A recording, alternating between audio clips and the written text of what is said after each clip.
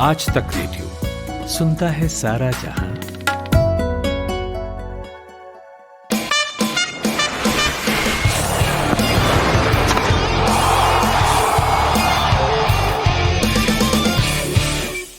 Hello जी, hello, नमस्कार। ये है आज तक रेडियो और आप सुन रहे हैं आईपीएल की टेंटें का तीसरा एपिसोड, जिसमें हम पूरे हफ्ते में आईपीएल में क्या क्या हुआ इस पर बात करते हैं। किन खिलाड़ियों ने शानदार परफॉर्मेंस की, कौन से खिलाड़ी परफॉर्मेंस नहीं कर पा रहे हैं, टीम्स के लेवल पर क्या चल रहा है, कौन से कैच और कौन से मैच हमें याद हैं और आगे क्या हो सकता है। इन सारे टॉपिक्स पर हम लोग बात करते हैं। आईपीएल की अपनी यादें, मतलब ऐसी कोई बीती बात नहीं हो गई, आईपीएल अभी चल रहा है, पर इस बीते हफ्ते की अपनी यादें शेयर करते हैं। हम ये नहीं कहते कि हमारी कोई खास एक्सपर्टीज है, पर हम मैचेस देखते हैं, जो आईपीएल के मैचेस देखते हैं, तो एक उस तरह का डिस्कशन है कि जैसे आप अपने दोस्तों से भी कर सकते हैं। और इस पॉडकास्ट में शामिल होने की जो एकमात्र योग्यता है वो ये है कि आप मैच देखते हो।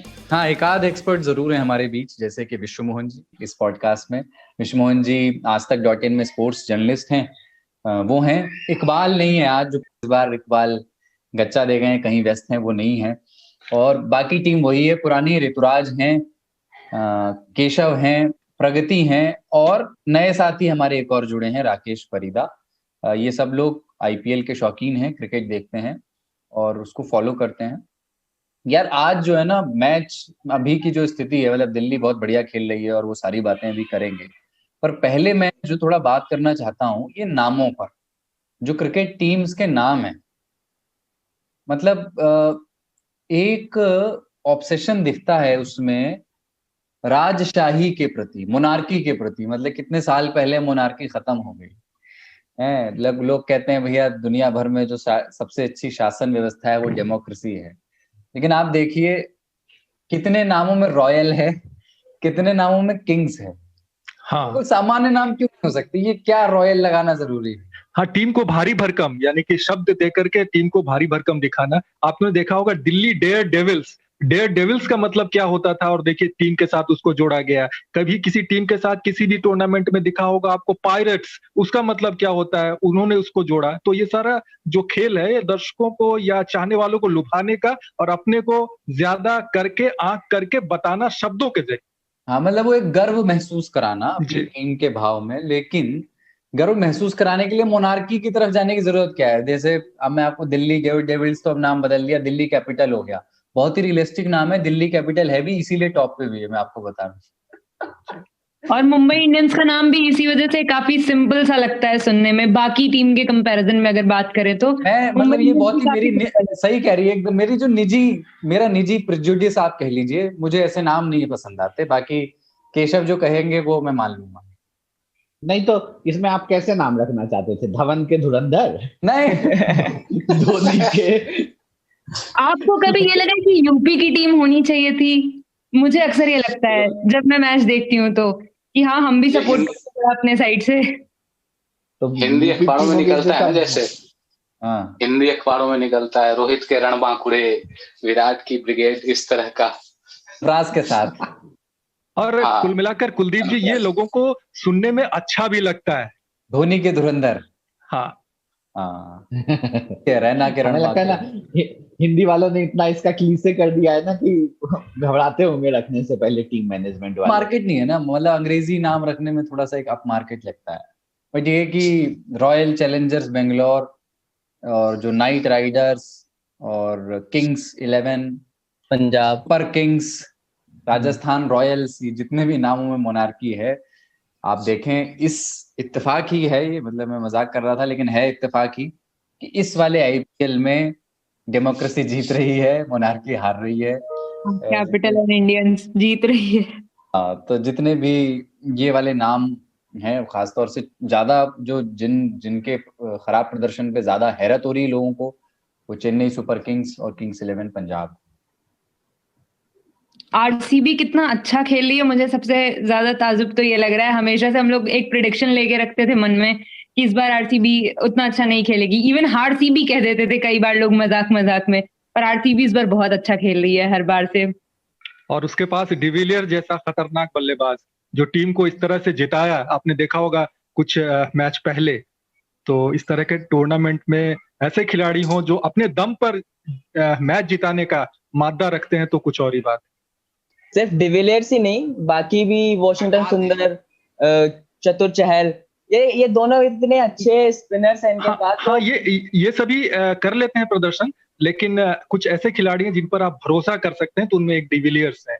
नहीं, लेकिन राकेश जो बात कह रहे थे विश्वमोहन जी, मतलब ये अच्छा टॉपिक है बात करने के लिए, यहाँ शुरू कर सकते हैं कि T20 मैचेस में एक तो होते हैं अकेले दम पे मैच को जिता देने वाला खिलाड़ी, 70 रन बना दिए, 91 रन बना दिए, सेंचुरी मार दी, 4 विकेट ले लिए, 3-4 के रन रेट से रन दिए। लेकिन एक खिलाड़ी होते हैं जो थोड़ा थोड़ा सब कर लेते हैं, या थोड़ा थोड़ा सब ना भी करें पर बहुत, इसको कहते हैं ना कि सही मात्रा में वो अपना योगदान समझते हैं। जैसे कि वॉशिंगटन सुंदर की बात इन्होंने की, या क्रिस मॉरिस की बात कर सकते हैं, बढ़िया प्रदर्शन कर रहे हैं वो। तो ऐसे कौन कौन से खिलाड़ी इस आईपीएल में, आप सभी लोग बताएं कि ऐसे कौन कौन से खिलाड़ी हैं जो थोड़ा दाल थोड़ा चावल मिला करके और थोड़ी सब्जी और अचार भी कर लेते हैं। नहीं, इसके लिए मैं इसका नाम दे दूं पहले। ऐसे खिलाड़ियों को यूटिलिटी प्लेयर कहा जाता है। बिल्कुल बिल्कुल। अब इसी तर्ज पर केएल राहुल ने एक प्रयोग शुरू कर दिया अपनी टीम के साथ। मैक्सवेल से बॉलिंग ऑपरेट करवा रहे हैं, शुरुआती ओवर्स उनसे डलवा रहे हैं। ये लोग ना टीम की मम्मी है, चाउमीन भी बना देंगी, बर्गर भी बना देंगी, चावल दाल तो खिलाई देती हैं, रोटी तो बेली देती हैं, पर यही पढ़ाई नहीं करेंगे तो काम करता है। पर यही अगर पैट कमिंस का एग्जांपल है, जिसको बॉलिंग के लिए जाना चाहते हैं, वो आजकल बैटिंग ज्यादा अच्छी कर रहे हैं। हाँ, अपनी बिल्कुल। प्राइस वैल्यू के मुकाबले। आईपीएल में ही होता है। उसने भी तो की थी, नाथन कुल्टरनाइल ने भी तो बैटिंग की थी। हाँ। तो ये, लेकिन आईपीएल में ये बहुत ऐसा हो पाता है, इसका फिनोमेना क्या है कि ये थोड़ा, मतलब ये दीर्घ उत्तरीय प्रश्न है, लॉन्ग आंसर वाला क्वेश्चन है कि आईपीएल में क्यों होता है कि जिन गेंदबाजों में थोड़ी भी बल्लेबाजी की प्रतिभा होती है, उसको निकलने का, उभरने का थोड़ा मौका ज्यादा मिल पाया है। सुनील नारायण को देख लीजिए आप, अभी क्रिस मॉरिस और कुल्टरनाइल की बात कर ही रहे थे हम, इससे पहले भी बहुत सारे, इससे पहले के जो आईपीएल की सीजन किरण पोलार्ड हैं।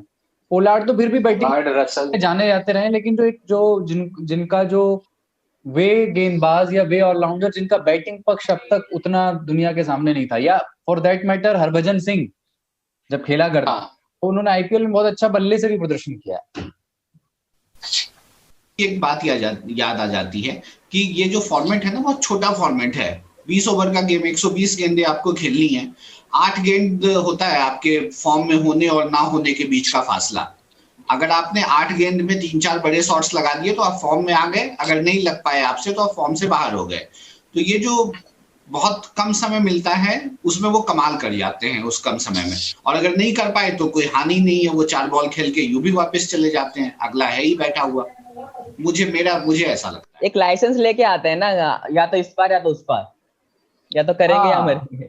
मतलब ये ज्यादा टेम्परामेंट का मसला भी है, जैसे उनके पास खोने के लिए कुछ नहीं होता। मतलब वो घोषित तौर पे अगर एक लकीर आप खींचें एक कबड्डी के मैदान में, तो वो हमेशा गेंदबाजी के पाले में गिने गए हैं। तो वो वैसे भी एक ऐसा विकेट है जिसको बहुत बहुत जबरदस्त कीमत उसकी नहीं है, वो तो एक गेंदबाज ही है। तो वो उस एटीट्यूड के साथ आते हैं कि हमारा विकेट भी अगर खो जाए तो कोई दिक्कत नहीं है। और हाँ, आपने ये कुलदीप जी आपने सही कहा कि ये जो आते हैं वो उस वक्त ये सोच कर आते हैं कि हमें तो बस करना है।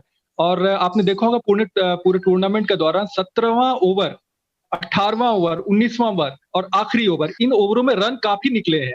और स्कोर जो एक वक्त ऐसा लगता था कि ये 150 भी पार नहीं कर पाएगा, वो पहुंच करके 80-90 के करीब पहुंच जाता है। ठीक कह रहे हैं। तो ये जो प्लेयर्स जिनको केशव अंग्रेजी में बता रहे हैं और जिनको हम हिंदी में कहेंगे कि काम करने वाले घोड़े जो हैं, ये कौन कौन से हैं? वॉशिंगटन सुंदर तो एक हो गए, और एक एक करके बात भी करते हैं। वॉशिंगटन सुंदर के साथ ये इससे पहले के सीजन्स में हमने देखा कि खूब वो पिट भी जाते थे, अच्छे खासे रन लुटाते थे, लेकिन अब की बार ज्यादातर मैचेस में, ज्यादातर कहना ठीक है, लेकिन कुछ मैचेस में उन्होंने काफी इकोनॉमिकल गेंदबाजी की है। हाँ, बिल्कुल बल्लेबाजों को परेशान किया है, रोका है। और सबसे बड़ी बात है कि विराट कोहली उनका बेहतर इस्तेमाल करना चाह रहे हैं और उन्हें बल्लेबाजी में भी ऊपर उतार रहे हैं, तो उनका आत्मविश्वास निश्चित रूप से बढ़ा है। एक प्लेयर जो मेरे दिमाग में आता है वो सैम कुरैन है, जो सीएसके के लिए खेलते हैं। हालांकि धोनी ने उनको परसों ऊपर भेजा था, कुछ कर नहीं पाए बहुत ज्यादा, तो धोनी उसमें भी वो चीज खोजने की कोशिश कर रहे हैं इस सीजन में। हाँ बिल्कुल ऋतुराज, आपने बिल्कुल सही कहा। एक अक्षर पटेल दिल्ली का बिल्कुल बिल्कुल बॉलर है, और उन्होंने अभी आखिरी ओवर में 3 छक्के मारे। तो भाई वो तो सबसे अच्छा गुड नाइट कहने का तरीका था उस हाँ। टाइम। नहीं ये नहीं, तो है देखिए ही। अक्षर पटेल के साथ एक मैं बात बताऊं, 2016 में धोनी ने उनको 4 छक्के लगाए थे और मैच जिताया था सीएसके को। ठीक है, बॉलर वो अक्षर पटेल ही थे, तो एक तरह से उन्होंने बदला भी ले लिया। और इस बार अक्षर जैसे खिलाड़ी जो है ना, वो कर सकते हैं परफॉर्म, इंटरनेशनल प्लेयर है वो, फिलहाल भारत से टीम से बाहर है, लेकिन ऐसे खिलाड़ी जो हैं वो इतना अपने आप को अंदर से मजबूत पाते हैं ना, कि वो थोड़ा भी अपने लॉन्ग हैंडल का इस्तेमाल करें तो वो उसका फायदा उठाएंगे। लॉन्ग हैंडल का इस्तेमाल क्या होता है, ये समझाइए, हमको समझ में नहीं आता है विषय। ये अपने बल्ले का इस्तेमाल करें, अधिक लंबे चौड़े कुछ ऐसे शॉट्स लगाएं, देखने में भी उनका ये देखिए, उनकी ऊंचाई देखिए, वो भी अच्छी खासी है। और लंबे प्लेयर्स जब पॉइंट ऑफ व्यू से लॉन्ग हैंडल जो बल्ले का हैंडल है, हाँ, उसका क्या इस्तेमाल, मतलब वो क्या थोड़ा बल्ला हाथ ऊपर पकड़ते हैं गेंद को दूसरे वाले हाथ से? बस यही है कि उन्हें शॉट लगाने हैं, लंबे शॉट लगाने हैं, ऊंचे शॉट लगाने हैं, तो इस्तेमाल करिए अपने लॉन्ग हैंडल का। तो ये बातचीत के क्रम में इस तरह के शब्द आते हैं। एक फ्रेज है, बोलने का एक फ्रेज है, और एक तरीके से जैसे तलवार घुमाते हैं ना, तलवार भांजते हैं, वैसे ही बल्ला को उसको कहते हैं कि लॉन्ग हैंडल का इस्तेमाल जब लंबे शॉट्स मारने हो। जी हाँ, जब आप अक्षर पटेल की बात हो रही तो एक चीज और मैं जोड़ना चाहूंगा इसमें। अक्षर पटेल ने अभी तक इस आईपीएल सीजन में छक्का खाया नहीं है गेंदबाजी करते हुए। क्या बात कर रहे हो? हाँ, ये तो अगर पिछले 1-2 मैच का मैं कंफर्म ना करूं, लेकिन उसके पहले तक ये रिकॉर्ड था। साइड से बनाया था उन्होंने, मतलब छक्के शायद उनकी बॉल्स पे पड़े हैं इस सीजन में। हाँ, इसी सीजन में मुंबई इंडियंस से बैटिंग कर रही थी तब। अक्षर पटेल के अंदर वो है जो रविंद्र जडेजा के अंदर हमें दिखता था, मतलब दिखता है अभी भी। और रविंद्र जडेजा ने कई बार, मतलब मेरा ये निजी मानना है कि अंतर्राष्ट्रीय स्तर पर बल्लेबाजी से उन्होंने बहुत प्रभावित किया नहीं। वो घरेलू क्रिकेट में उन्होंने अच्छी बल्लेबाजी की है, अंतर्राष्ट्रीय स्तर पर उस स्तर के या तो उनको मौके नहीं मिले, या जब मिले तो उतना आगे जाकर वो उसको भुना नहीं पाए। लेकिन अगर अक्षर पटेल बल्लेबाजी में अपना सुधार दिखाते हैं तो वो जो एक लेफ्ट आर्म स्पिनर की जगह होती है इंडियन क्रिकेट टीम में, क्योंकि अभी कुलदीप यादव और युजवेंद्र चहल दोनों की जगह बनती है या नहीं बनती है, ये थोड़ा सा संशय की बात आ गई है। उस स्तर में एक लेफ्ट आर्म दूसरे के बिना बहुत अधूरे भी लगते हैं, वो कुलचा की जोड़ी जो कहते हैं ना, वो बिना एक दूसरे के बिना बहुत अधूरा भी लगता है वो टीम। अब पता नहीं मेरा ये बायस है क्या, मुझे तो धोनी के जाने के बाद दोनों के ऐसा लगता है दोनों की 20% शक्ति कम हो गई है। क्योंकि वो जो एक गेंद होती है ना कि आदमी जो बैट्समैन को फ्रंट फुट पे टप्पे पे बैट्समैन बीट होता था कि टप्पा कहाँ पड़ेगा, और टप्पा थोड़ा सा पहले पड़ जाता था और गेंद हल्का सा स्पिन होकर के निकल जाती थी, और एक कुछ सेंटीमीटर दूर वो अपनी क्रीज से उसका पांव होता था और वो पूरा स्ट्रेच वाली पोजीशन में होता था, और उतनी देर में धोनी बॉल को कलेक्ट करके गिल्लियां बिखेर देते थे। ये कुलदीप की गेंद पे तो अक्सर धोनी करते थे। यानी कि कुल मिलाकर कहें तो विकेट के पीछे धोनी का रहना और कुलदीप की गेंदबाजी, ये तारतम्य नहीं बैठ पाएगा तो फिर कुलदीप सफल नहीं हो पाएंगे। मतलब मैं तो अपना सिर्फ एक बायस बता रहा हूँ कि मुझे ऐसा लगा कि उनकी शक्ति थोड़ी सी कम हो गई है। सफल बिल्कुल, ये माना जा सकता है। उनके ऐसा लगा कि जडेजा की बात की ना, तो मुझे संजय मांजरेकर याद आ गए। उन्होंने कहा था जडेजा के बिट्स एंड पीसेज प्लेयर, और उसके बाद भाई ने क्या जवाब दिया। और कुलदीप यादव के लिए ये आईपीएल तो उतना अच्छा अब तक नहीं रहा है, पिछला आईपीएल भी उतना अच्छा नहीं रहा, बल्कि खराब रहा, टीम से बाहर हुए।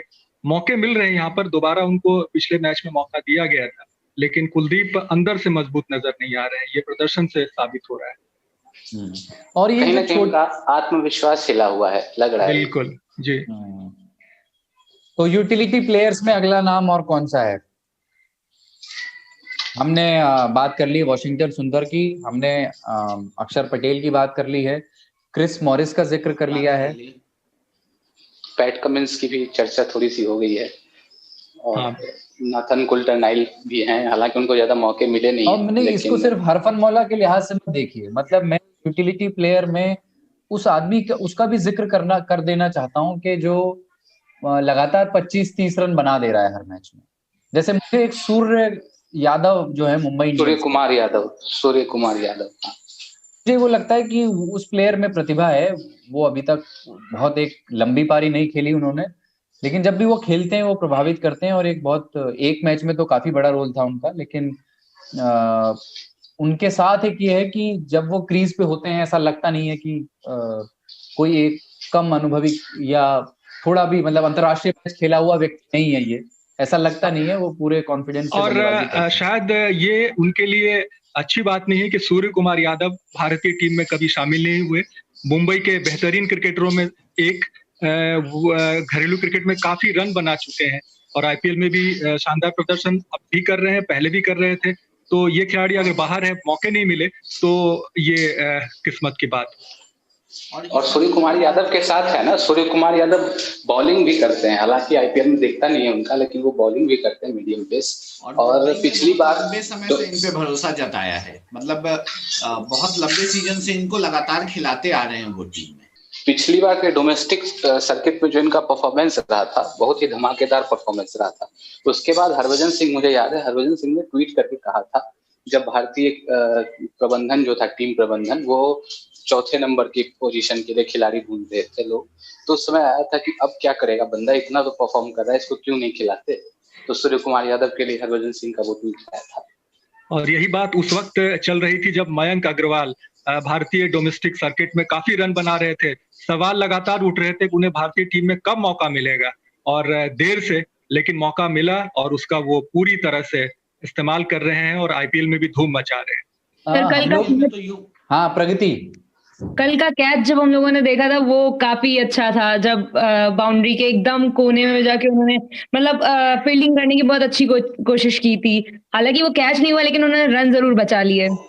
की बात कर रहे हैं, शायद उसी रन की वजह से वो सुपर ओवर जीत पाई, शायद उसी रन की वजह से सुपर ओवर जीत पाई। जिसको एक कहते हैं ना ग्रेविटी डिफाइंग फील्डिंग, वो थी, एकदम छलांग लगा के उन्होंने बाउंड्री लाइन पे जबरदस्त फील्डिंग। और सबसे बड़ी बात है कि देखिए कि उनके इस शानदार लयात्मक प्रदर्शन को कि गेल के आने के बावजूद इस जोड़ी को नहीं तोड़ा गया, केएल राहुल और मयंक की जोड़ी ही शुरुआत कर दी। अच्छा, पिछली दफा एक बात और यहाँ पे देखिए कि हम लोगों ने जितनी चीजें बात की थी अपने पिछले एपिसोड में, उसमें से सब कुछ लगभग हो चुका है इस हफ्ते में। और सिर्फ एक चीज नहीं हुआ कि धोनी अभी तक नहीं खेल पा रहे हैं, तो आज हम लोग धोनी के खेलने पे भी थोड़ा सा बात कर ले, क्या पता इस हफ्ते में। पिछले हफ्ते आपने कहा था कि कम से कम क्रिस गेल को एक बार खिलाना चाहिए कम से कम, और इस हफ्ते हमें देखने को मिला कि क्रिस गेल खेल रहे थे और बहुत ही अच्छा खेले क्रिस गेल। एक में उन्होंने 50 मारी पहले ही मैच में, और दूसरे वाले में भी कल ठीक ठाक ही खेला, लेकिन वो नहीं। सबसे बड़ी बात है ऋतुराज, ये आपको मानना पड़ेगा कि क्रिस गेल ने ही इस सुपर ओवर को पंजाब के हिस्से में लाके खड़ा किया। जब उन्होंने दूसरे सुपर ओवर में पहली गेंद पर छक्का नहीं लगाया होता, तो क्या ये 15 रन जो उन्होंने बनाए और लगातार चौके जड़ दिए मयंक, वो सफल हो पाते? ये नहीं, ये अभी फिलहाल नहीं कह सकते, लेकिन इतना जरूर है कि उनका छक्का काम आया। और देखिए ना, इस हफ्ते 2 मैच खेला पंजाब ने, और दोनों बिल्कुल ऐसा लग रहा था कमजोर दिल वाले ना देखे। हाँ। एक मैच में लास्ट बॉल पे जीत रही है, आपको बताइए 8 बॉल पे 1 रन चाहिए होता है, कितने थे मुझे एग्जैक्टली नहीं, 16 बॉल में 16 गेंदों में 8 रन चाहिए थे, और क्रिस गेल और केएल राहुल खेल रहे थे। चाहिए होता। हाँ, वो मैच तो ऐसा हुआ कि मतलब आरसीबी कह रही थी आप जीत लो, किंग्स 11 कहते नहीं भैया ठीक है आप ही जीत लो। तो पहले आप वाला चक्कर अंतिम गेंद तक चला और अंततः पर लखनऊ हावी हो गया। ये मुझे समझना है कि भाई क्रिस गेल आ भी गए, उनके बारे में हम बात भी कर रहे हैं, उनका प्रदर्शन भी अच्छा रहा, पर किंग्स 11 पंजाब का जो निकट भविष्य है वो तो अच्छा नहीं कर पा रहे हैं। वो तो मतलब लग नहीं रहा कि अच्छा हो पाएगा अब इस बार। चैंपियन की तरह जो कहते हैं ना जीतना, वो जीत नहीं, उस तरीके से वो जीत नहीं पा रहे। कल जो 2 सुपर ओवर के बाद उन्हें जीत मिली है, मतलब उस तक मुझे नहीं लगता जाने की जरूरत है, लेकिन उस तो पहला जो सुपर पॉइंट्स टेबल के लिहाज से बात कर रहा हूँ कि मतलब ये थोड़ा इस एंगल से बात करें कि भाई 9 मैचेस किंग्स 11 पंजाब खेल चुकी है। अब सभी टीमें, अभी जब हम बात कर रहे हैं आज सोमवार की शाम। तो सभी टीमें 9 मैचेस खेल चुकी हैं। किंग्स 11 पंजाब ने भी 9 में से 3 मैचेस जीते हैं और ऐसी टीमों की संख्या 4 है जो 9 में से 3 मैच जीत चुकी हैं। उनका जो सिर्फ रन रेट है उसके हिसाब से किंग्स 11 पंजाब नीचे से तीसरे नंबर पर है। क्या अभी गुंजाइश बची दिखती है बाकी आप लोगों को कि किंग्स 11 पंजाब कुछ कर सकते? मुझे तो बहुत ज्यादा गुंजाइश नहीं नजर आती है पंजाब में। आप बिल्कुल ट्रांसफॉर्म हो जाए तो वो अलग बात है, क्योंकि आप जो बोल रहे हैं कि 3 मैचेस जीते हैं उसमें 2 मैचेस तो उन्होंने अंतिम बॉल पे जीते हैं। एक कल का सुपर ओवर और एक उससे पिछले वाला मैच। और कल के सुपर ओवर में एक चीज बस मैं जोड़ दूं कि कल का जो पहला सुपर ओवर था ना, वो बैट्समैन का सुपर ओवर नहीं था, वो 2 बॉलर का टीम के धुरंधर बॉलरों का सुपर ओवर था। बुमराह ने आके अपने आप को साबित किया और बाद में शमी ने दिखा दिया कि हम भी बुमराह से कम नहीं है। भले मतलब वो कहते हैं ना कि किसी ने तलवार रख दिया, इसका मतलब यह नहीं कि वो उससे युद्ध करना भूल गया। हाँ, निश्चित रूप से 5 रन बनाने दिए शुरू में, और जब टीम आई जीतने के लिए 6 रन बनाने की कोशिश में वो भी 5 ही रन बनाए और 5-5 पे ये सुपर ओवर हो गया दोबारा। वैसे कल एक और सुपर ओवर भी हुआ केकेआर और ना हैदराबाद का, सनराइजर्स हैदराबाद, केकेआर और हैदराबाद। केकेआर वाले सुपर ओवर से पहले मैं एक छोटा सा ऐड करना चाहूंगा, इंटरेस्टिंग पॉइंट है वो। किंग्स 11 पंजाब ने इस सीजन का दूसरा सुपर ओवर खेला, ठीक है, और दोनों सुपर ओवर में दोनों सुपर ओवर में निकोलस पूरन 0 रन बनाए। हाँ, ये अलग मुझे ये एग्जैक्टली मुझे कल ये समझ में नहीं आ रहा था कि पूरन को भेजने की जरूरत क्या थी। मतलब क्यों इतना भरोसा है उस खिलाड़ी पे जब आपके पास क्रिस गेल जैसा खिलाड़ी मौजूद है, राहुल खुद हैं, बाकी प्लेयर्स आपके फॉर्म में हैं, मतलब फिर भी आप पूरन को भेज रहे हो। पता नहीं, मुझे तो किंग्स 11 का कुछ समझ ही नहीं आया इसका कल क्या रहा उनका। लेकिन उन्होंने करके भी कुछ दिखाया है ना। देखिए अंतिम गेंद पर छक्का मार के जिताया था, आपने देखा होगा रॉयल चैलेंजर्स बेंगलुरु के खिलाफ। पूरन लेकिन लंबे एक बिग हिटर तो नहीं, मतलब ये मतलब और बात है कि उस दिन उनका दिन नहीं था, वो चले नहीं। हम जरूर उस पे बात कर सकते हैं, लेकिन उनकी जो छवि है वो एक बिग हिटर की है, निकोलस पूरन की। उनके जोन में गेंद आती है तो वो देर नहीं लगाते। हम भैया मानने में देर न लगाए, भगवान कसम वाले क्रिकेटर हैं वो। तो और इंतजार है कुलदीप जी तीसरे सुपर ओवर के पंजाब के किसी मैच में, और पता चला कि फिर पूरन को भेज दिया गया। कसम से उस दिन कप्तान का भरोसा है उनपे। लेकिन मुझे पूरन और पंत में काफी समानताएं दिखती हैं। हाँ, ठीक बोले, बिल्कुल। हाँ, जो विकेट तोहफा में देते हैं, क्या आप ये कहना चाह रहे हैं? हाँ, एक तरह से वही दोनों, मतलब ओवररेटेड भी काफी हैं। काफी ओवररेटेड है दोनों। उस हिसाब से मतलब जिस हिसाब से उनकी चर्चा होती है, बातें होती है उनके बारे में, वो परफॉर्म नहीं कर पाते और तोहफे में अपना विकेट फेंक कर जाते हैं, और मौके भी उन दोनों को खूब मिलते हैं। और इतना, और ऐसा होता है ना कि एक विकेट आपने मारा और एक बहुत अच्छा कैच लगा किसी ने, एक बहुत अच्छी बॉल पे आप आउट हो गए, वो ना बिल्कुल ऐसा लगता है कि ग्राउंड पे कैच प्रैक्टिस करा देता है। जिसके यहाँ कुत्ता भौंक रहा हो, कृपया वो म्यूट कर लें। जब कुत्ता शांत हो जाएगा तब अनम्यूट कर लीजिएगा। दूसरी बात ये कि कोलकाता और हैदराबाद वाला जो सुपर ओवर, उस पे राकेश कुछ कहना चाह रहे थे। हाँ, मैं यही बोल रहा था कि वो सुपर ओवर कोलकाता और हैदराबाद का नहीं, फर्गुसन और हैदराबाद का लग रहा था। हाँ। 3 बॉल 2 रन और 2 विकेट। ये बिल्कुल, मतलब ये वो मैच देखने के बाद ऐसा लग रहा था कि क्यों बिठा के क्यों रख रखा है, इस नगीने को क्यों बिठा के रख रखा है उस बेंच पे। और सबसे बड़ी बात है कि ये गेम चेंजर बन करके उस मैच में उभरे, और पहला मैच उन्होंने इस सीजन का खेला और इस सीजन में कमाल कर दिखाया। एक तो शुरुआती जो निर्धारित 20 ओवरों का मुकाबला था उसमें उन्होंने 3 विकेट निकाले, और उसके बाद फिर सुपर ओवर में कमाल कर दिखाया। ऐसा 150 की रफ्तार से यॉर्कर डाल रहे थे फर्ग्यूसन जी। पैट कमिंस जिन्होंने 9 मैच खेल के 3 विकेट लिए, वहीं पे इन्होंने 1 मैच पे 3 विकेट ले लिए। तो प्रूव करने की कोशिश थी मेरे ख्याल से कि भाई मैं यहाँ पे खेलने के लिए बना हूं, मैं पीछे नहीं बैठूंगा। बिल्कुल ठीक है। और वो मतलब उस लड़के में पोटाश है। हम इंटरनेशनल क्रिकेट में भी देखा है फर्ग्यूसन को खेलते हुए, उसमें पोटाश है, वो नजर आता है कि वो एक जिनके बारे में वो एक बड़ी चर्चित कमेंट्री का जुमला है ना कि लंबी रेस के खिलाड़ी हैं ये। तो फर्ग्यूसन है, दमखम लगता है गेंदबाजों के पास जो दमखम होना चाहिए, दमखम रखते हैं। मुझे ना बड़ा फैसिनेशन है, सच बता रहा हूँ, कि क्रिकेट की जो कमेंट्री होती है उसकी जो भाषा है, और उसमें जो बाद में ना बदलाव भी होते रहे हैं। आप देखें कि कभी अपन किसी दिन आईपीएल की टेंटे में इसी पर थोड़ी अलग से बात करेंगे, मतलब हर्षा भोगले से लेके आकाश चोपड़ा तक, और बीच बीच में नवजोत सिंह सिद्धू के जुमलों से, उन सारी चीजों पे भी एक दिन अपन को करना चाहिए विश्व मोहन जी। हाँ बिल्कुल, ये देखिए सबसे बड़ी बात है कुलदीप जी, आज अगर भारत में क्रिकेट लोकप्रिय है तो उसके पीछे ये कुछ ऐसे टिप्पणीकार कह लीजिए, कमेंटेटर कह लीजिए, ये ऐसे लोग हैं पर्दे के पीछे जिनकी बेहतरीन कहिए कि ये सारी जो उक्तियां हैं, कुछ ऐसे ऐसे शब्द लेकर के आए जो घर घर तक पहुंचा और क्रिकेट को वो ऊंचाई दी जो आज हम यहाँ देख रहे हैं कि क्रिकेट किस तरह से भारत में पनपा और उसके बाद ऊंचाइयों को पाया और घर घर तक समाया, और आज हम क्रिकेट के बगैर रह नहीं सकते। मैंने कहा शब्द कैसे भी आए विश्व मोहन जी जरूरी, याद आया इससे कुछ? हाँ हाँ, रन कैसे भी आए महेंद्र जरूरी। हाँ हाँ हाँ, आप इसको दोबारा से डिफाइन करिए, आप हमारे श्रोताओं को दोबारा से बताइए ताकि उनको कुछ मजा आए। वो हम लोग रेडियो पे कमेंट्री सुनते थे और कभी गलती से बाउंड्री चला जाता था तो वो कमेंटेटर बोलते थे ना, रन कैसे भी आए महेंद्र जरूरी। जरूरी किसी भी तरीके से आए, जरूरी रन है ये।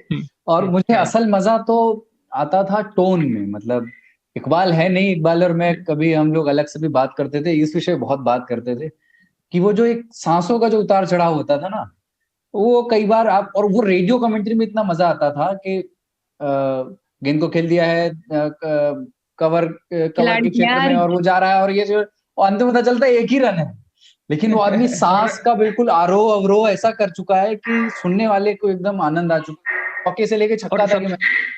और सबसे बड़ी बात है कुलदीप जी, आपने ऐसा गेम होता था रेडियो का कमेंट्री कि आपको 300 के 300 गेंद लगते थे कि हर गेंद बाउंड्री पे जा रही, कुछ ना कुछ रोमांचक हो रहा है, कोई भी रोक नहीं रहा कोई भी किसी गेंद को।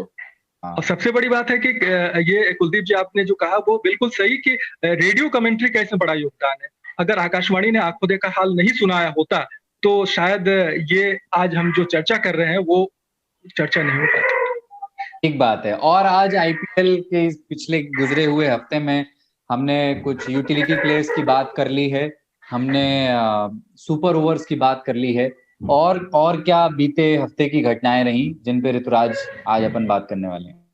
मैं बताता हूँ, और एक चर्चित टीम है बड़ी, ठीक है, अपने केकेआर, जो कि कैप्टन बदल दिए, फिर सुनील नारायण का एक्शन रिपोर्ट हो गया, तो बहुत चर्चित टीम रही है वो। एक एक करके पहले तो वाइन मॉर्गन और दिनेश कार्तिक पे हम लोग पिछली बार बात कर रहे थे, और केशव ने बड़ी मोहन जी ने कहा भी था कि अंग्रेज कप्तान को कप्तान बनाया जाए। उस वक्त श्री संत का एक बड़ा चुभता बयान आया था कि उन्हें कप्तानी छोड़ देनी चाहिए और तुरंत उस अंग्रेज कप्तान को दे देनी चाहिए, और मैंने उसका एक तरह से सहमतिपूर्ण कुछ कहा था, मुझे याद है, और लगता है शायद उसके बाद ऐसा ही हुआ और काफी आलोचनाओं के बाद उन्होंने ये कदम उठा लिया। नहीं, लेकिन मैं पूछना चाहता हूँ थोड़ा सा, मतलब थोड़ा समझाएं हमें, मतलब हम जिन्हें कुछ भी याद नहीं है, तो हमें थोड़ा सा समझाएं कि दिनेश कार्तिक की कप्तानी में दिक्कत क्या थी। वो टीम को लेकर के चल तो रहे थे, लेकिन टीम के साथ न्याय नहीं हो पा रहा था, और कहाँ किसे उतारना है किसे, क्योंकि उनके इस पूरे खेमे में स्टार खिलाड़ियों की भरमार है, और वैसे में टीम को कैसे हम हैंडल करें ये समझ नहीं पा रहे थे वो, और बाहर बैठे लोग लगातार आलोचनाओं से उन्हें परेशान कर रहे थे, और निश्चित रूप से एक वर्ल्ड का विजेता कप्तान उनके साथ है, तो सबने सोचा क्यों ना इसी को कप्तानी सौंप दी जाए, और उसी का उन्होंने बिल्कुल अपने मन में लगाया होगा ये सारी चीजें, और उन्होंने कह दिया कि भाई ठीक है, हम कप्तानी छोड़ने को तैयार हैं और मॉर्गन को कप्तानी आप दे दें। और कप्तानी भी ऐसी जगह सौंपी गई है मॉर्गन को जहां पे टीम बुरी स्थिति में नहीं है, एक ठीक ठाक पोजीशन पे कप्तानी ट्रांसफॉर्म किया गया। जैसे स्टीव स्मिथ को बदलने की बात हो रही है राजस्थान, लेकिन अब आप बदल के करेंगे भी क्या? टीम तो नीचे बैठी है पॉइंट टेबल में, अब आप बदल के क्या कर लोगे? तो कोलकाता ने जो कप्तान बदला है वो बिल्कुल सही समय पे बदला है, और अगर इसके बाद बदलते तो शायद बहुत देर हो जाती। और कप्तानी में बदलाव के साथ कितनी चीजें बदली, आपने ड्रेसिंग रूम और जो बाहर प्लेयर्स बैठ के बात कर रहे थे, अगर उसको देखा होगा टीवी पे, तो ऐसा बिल्कुल नहीं लग रहा था कि कल तक की इस टीम का कप्तान कोई और था और आज कोई और है। मतलब इतना स्मूथ ट्रांसफर ऑफ पावर कहते हैं, जिम्मेदारियों को इतनी आसानी से ट्रांसफर किया गया, मतलब बहुत काबिले तारीफ है, ऐसा नहीं होता है अक्सर। ज्यादा देखिए इसमें मैं एक चीज और पॉइंट ऐड से ज्यादा दिनेश कार्तिक की प्रशंसा बननी चाहिए कि उन्होंने इसको बहुत अच्छे से एक्सेप्ट किया। हाँ केशव। बिल्कुल बिल्कुल, मैं ये ऐड करना चाहूंगा, जैसा कि हमने पहले भी कहा था, चर्चा की थी कि मॉर्गन भी कहीं ना कहीं पहले भी लीडरशिप वाले रोल में थे और लगातार गेंदबाजों से बात करते रहते थे। तो पहले वो उप कप्तान थे और दिनेश कार्तिक कप्तान थे, और मुझे लगता है दिनेश कार्तिक कप्तानी की जो जिम्मेदारी थी उसके साथ अपने बैटिंग, उनका जो बैटिंग है उसके साथ वो जस्टिस नहीं कर पा रहे थे, मतलब बैटिंग पे ज्यादा ध्यान नहीं दे पा रहे थे, इसलिए उन्होंने वो जो उनके ऊपर एक दबाव बन रहा था उसको हटाने के लिए मॉर्गन को कप्तानी सौंप दी और खुद उप कप्तान बन गए। और कल भी मैं देख रहा था मैच में, जहां जरूरत पड़ रही थी कार्तिक खुद जाकर मॉर्गन को बता रहे थे और समझा रहे थे या गेंदबाजों से बात कर रहे थे। तो एक जो सही कहा ऋतुराज जी ने कि जो पावर का जो ट्रांसफर हुआ वो बहुत ही स्मूथली हुआ, और कहीं से नहीं लगा। आपने ध्यान दिया होगा पूर्व कप्तान और 2 खिताब दिलाने वाले गौतम गंभीर ने इसकी आलोचना की कि बीच समय में इस तरह से कप्तानी नहीं छोड़ी जाती। गौतम गंभीर तो पहले भी उनकी कप्तानी की भी आलोचना कर रहे थे ना, कार्तिक की कप्तानी की भी आलोचना वो कर ही रहे थे। हाँ, और जब गौतम गंभीर बदल गए गौतम गंभीर तो बड़ा टची टॉपिक है, मतलब अब क्या ही बात करें, इतनी सारी बातें आ जाती हैं कहने की। उन्होंने तो इतना तक कह दिया कि खिलाड़ियों में डर पनपेगा, अब कप्तान बदल गया है, हमें वो मौका देगा कि नहीं देगा, खिलाड़ियों में इनसिक्योरिटी आएगी, यहाँ तक उन्होंने कह दिया। गौतम गंभीर की बातें जलेबी की तरह हैं, समझ में नहीं आती हैं, आगे बढ़ते। और मैंने नोटिस की कि कई बार वो अक्सर आप देखेंगे कि वो अभी हाल फिलहाल का मैं नहीं कह सकता हूँ, पर जब धोनी इंटरनेशनल क्रिकेट में खेल रहे थे, सफल नहीं हो रहे थे, तो अक्सर वो इशारों में इस तरह की टिप्पणियां किया करते थे जिनसे ये लगता था कि वो महेंद्र सिंह धोनी को कहीं भी मतलब एक मौका नहीं देना चाहते हैं। और बिल्कुल पॉलिटिक्स का चक्कर, पॉलिटिक्स का नहीं, गौतम गंभीर मुझे लगता है कहीं ना कहीं अपने शॉर्ट करियर के लिए धोनी को जिम्मेदार मानते हैं। इंटरव्यू में पूछा गया था कि आपने अब तक सबसे बेहतरीन कप्तान कौन है जिसके अंडर आपने खेला था, तो आश्चर्य करिए, कोई गेस करिए कि उन्होंने किनका नाम लिया था?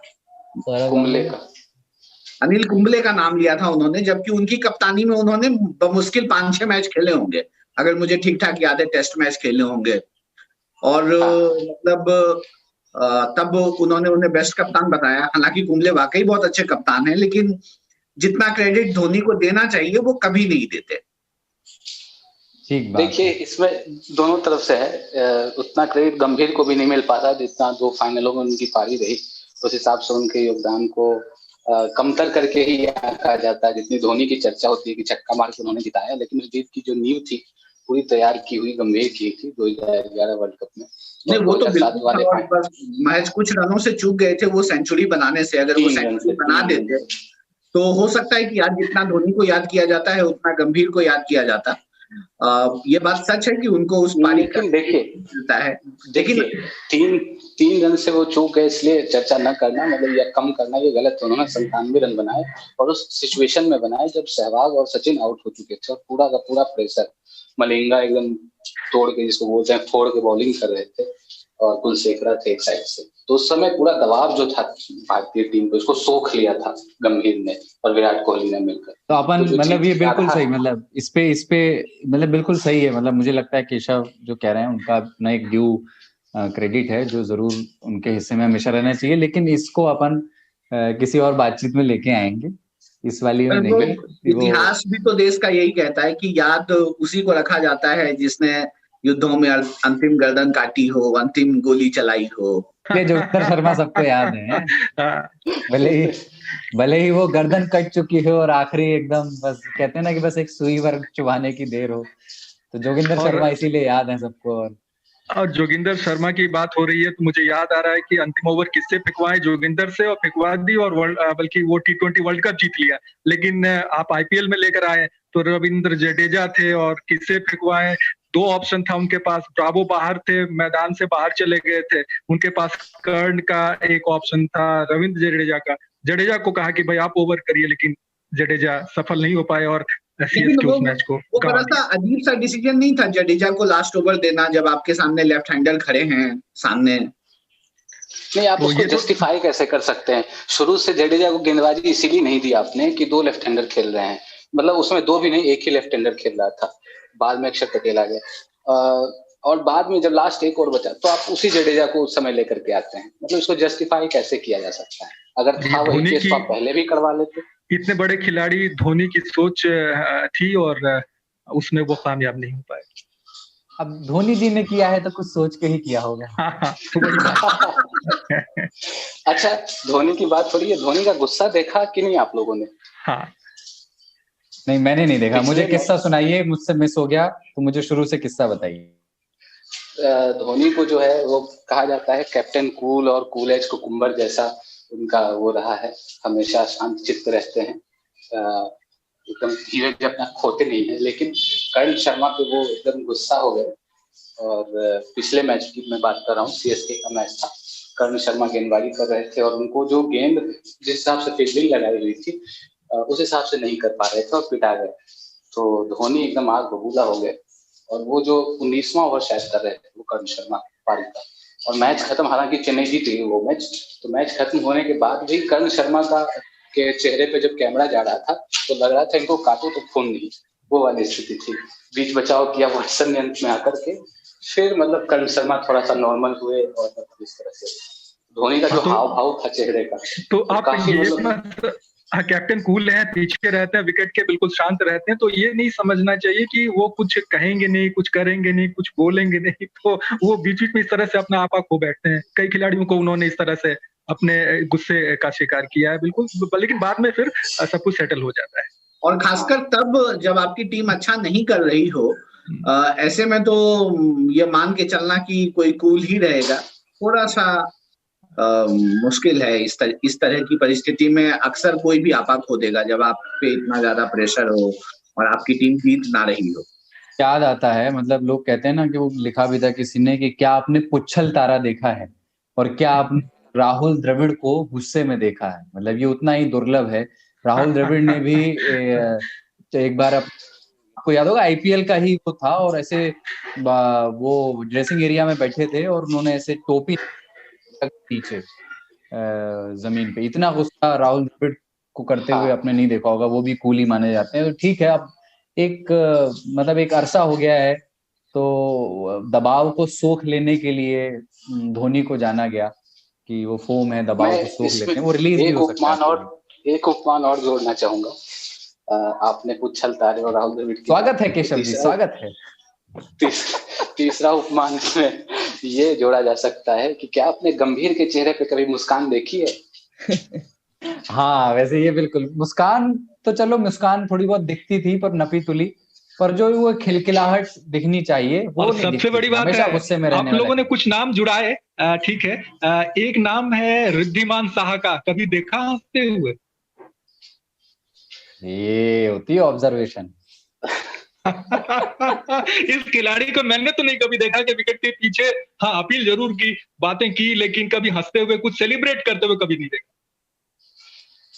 कैच बड़े शानदार लपकते हैं वो विकेट के पीछे, लेकिन हाँ, तो जब इतनी सारी चीजों की बात हो रही है तो चहल को कभी आपने शांत देखा है?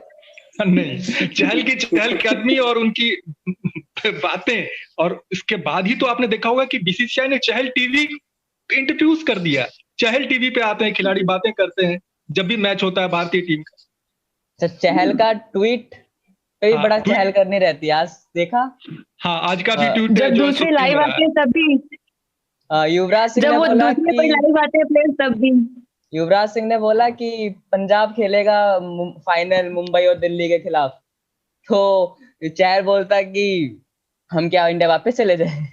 तो फिर बोलते कि नहीं अभी और चौके और विकेट लेकर आना, तो बोलता नहीं हम सिर्फ विकेट लेकर आएंगे, फिर युवराज सिंह बोलते हैं कि फाइनल जरूर देख कर आना। मतलब वो ट्विटर पे भी उनकी चहलगी दिखती है हमेशा। अच्छा, हमारे कॉन्वर्सेशन में एक चीज छूट रही है अभी तक, वो है शिखर धवन ने जो कल अपना पहला 100 बनाया है आईपीएल में।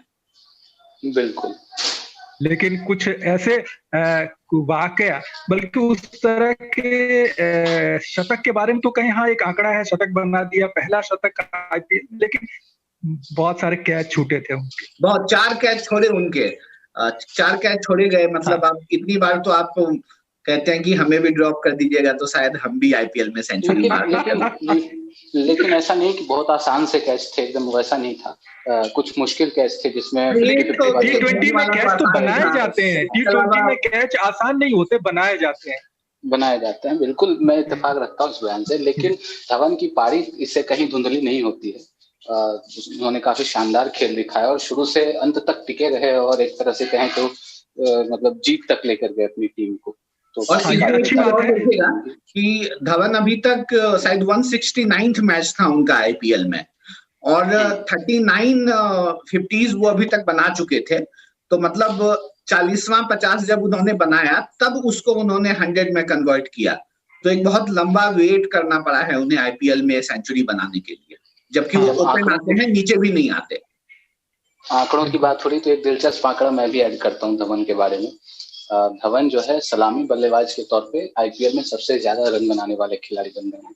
उन्होंने क्रिस गेल का जो भी था उसको पीछे कर दिया। हालांकि गेल से उन्होंने 20-25 मैच ज्यादा खेले हैं, लेकिन उनसे वो जब आगे बढ़ गए। ठीक बात है। आप थोड़ा सा उन 2 टोपियों के बारे में बात करते हैं जो अपने रंगों से जानी जाती हैं, और एक का रंग है भगवा नहीं बोलने में ऑरेंज और एक का रंग पर्पल। तो ऑरेंज कैप, मतलब ये एक कॉन्ट्रास्ट है जो मुझे बड़ा आकर्षित कर रहा है कि इस पे बात की जाए कि पंजाब की हालत अच्छी नहीं है इस सीजन में, लेकिन लोकेश राहुल की हालत बहुत अच्छी है। हाँ। लोकेश राहुल ऑरेंज कैप में यानी सबसे ज्यादा रन बनाने वाले बल्लेबाजों की सूची में सबसे ऊपर हैं। 75 के एवरेज, आप सोचे T20 में 75 का एवरेज मायने रखता है। 75 के एवरेज से और 135 के स्ट्राइक रेट से वो खेल रहे हैं, और 45 चौके 18 छक्के मार चुके हैं, 525 रन मार चुके हैं, 132 उनका हाईएस्ट स्कोर है। अब मतलब उन्होंने इंटरनेशनल में तो अपना एकदम बहुत, मतलब अब उनके बारे में सोचना नहीं है, पहले भी था, उनकी पक्की जगह थी, लेकिन वो अब ज्यादा स्थायी। और कुलदीप जी, सबसे बड़ी बात है कि ये तिहरी भूमिका उनके साथ चल रही है। कप्तानी है, सलामी बल्लेबाज हैं, विकेट के पीछे भी आकर के कलाबाजियां दिखाते हैं। तो ये 3 भूमिकाओं में एक साथ चल रहे हैं। बिल्कुल, और इसी सूची में दूसरा नाम मयंक अग्रवाल का है, और इनके साथ भी वही है कि किंग्स 11 पंजाब के खिलाड़ी हैं। किंग्स 11 पंजाब की निर्भरता इन दोनों खिलाड़ियों पे इतनी ज्यादा है कि ये दोनों खिलाड़ी तो बहुत अच्छा परफॉर्म कर रहे हैं। इनका एवरेज 43 का है, लेकिन इनका स्ट्राइक रेट गजब है, 159। आप सोचिए 160 के स्ट्राइक रेट से मयंक अग्रवाल खेल रहे हैं, और वो भी एक सेंचुरी लगा चुके हैं इस सीजन में। अच्छा, इस बात से कितने लोग सहमत हैं मेरे कि अगर क्रिस गेल शुरू से खेल रहे होते पंजाब की टीम में तो शायद आज पंजाब की टीम जो है वो ऊपर होती पॉइंट्स टेबल में। मैं इस बात से बिल्कुल सहमत हूं। ये जब हम लोगों ने पहला यहाँ पर अपना प्रसारण एक तरह से जो बातचीत पहला एपिसोड जब किया था, हाँ बिल्कुल, पहले एपिसोड में हमने बार बार क्रिस गेल को लाया था, क्रिस गेल, लेकिन वो बात बहुत देर से सामने आई, और अंतिम 7 मैच जब बचे थे तभी क्रिस गेल सामने आए, और उससे पहले होते तो निश्चित रूप से चेहरा कुछ और होता है किंग्स का। हम लोग गलती कर दी, हमें पहले से ब्रॉडकास्ट कर देना चाहिए। वो हमारा, हम लोगों ने वो 3 ताल में टीआरपी पे बात की थी, उसके 2 दिन बाद जो है बार्क ने टीआरपी को 2 महीनों के लिए सस्पेंड कर दिया। हमने गेल पे बात की, क्रिस गेल क्यों नहीं आ रहे हैं, देखिए अगले हफ्ते क्रिस गेल भी आ गए। आप देखिए, मैं कह रहा हूँ क्या चाहते हो आईपीएल में, विश्व मोहन जी बताओ, अभी बात कर लेते हैं। अरे हमने किस पे देखिए, रॉबिन उथप्पा पे बात की, रॉबिन उथप्पा को ओपन भेज दिया, क्रिस गेल की बात की, क्रिस गेल टीम में आ गए। हमने तमाम चीजों पे बात की, वो लगभग धीरे धीरे ट्रांसलेट होता रहा। धोनी पे बात कर लेते हैं थोड़ी देर। क्या पता आज थोड़ा शायद सीएसके दोबारा मतलब जीतने लगे इसके बाद मैचेस हमारे बोलने के बाद।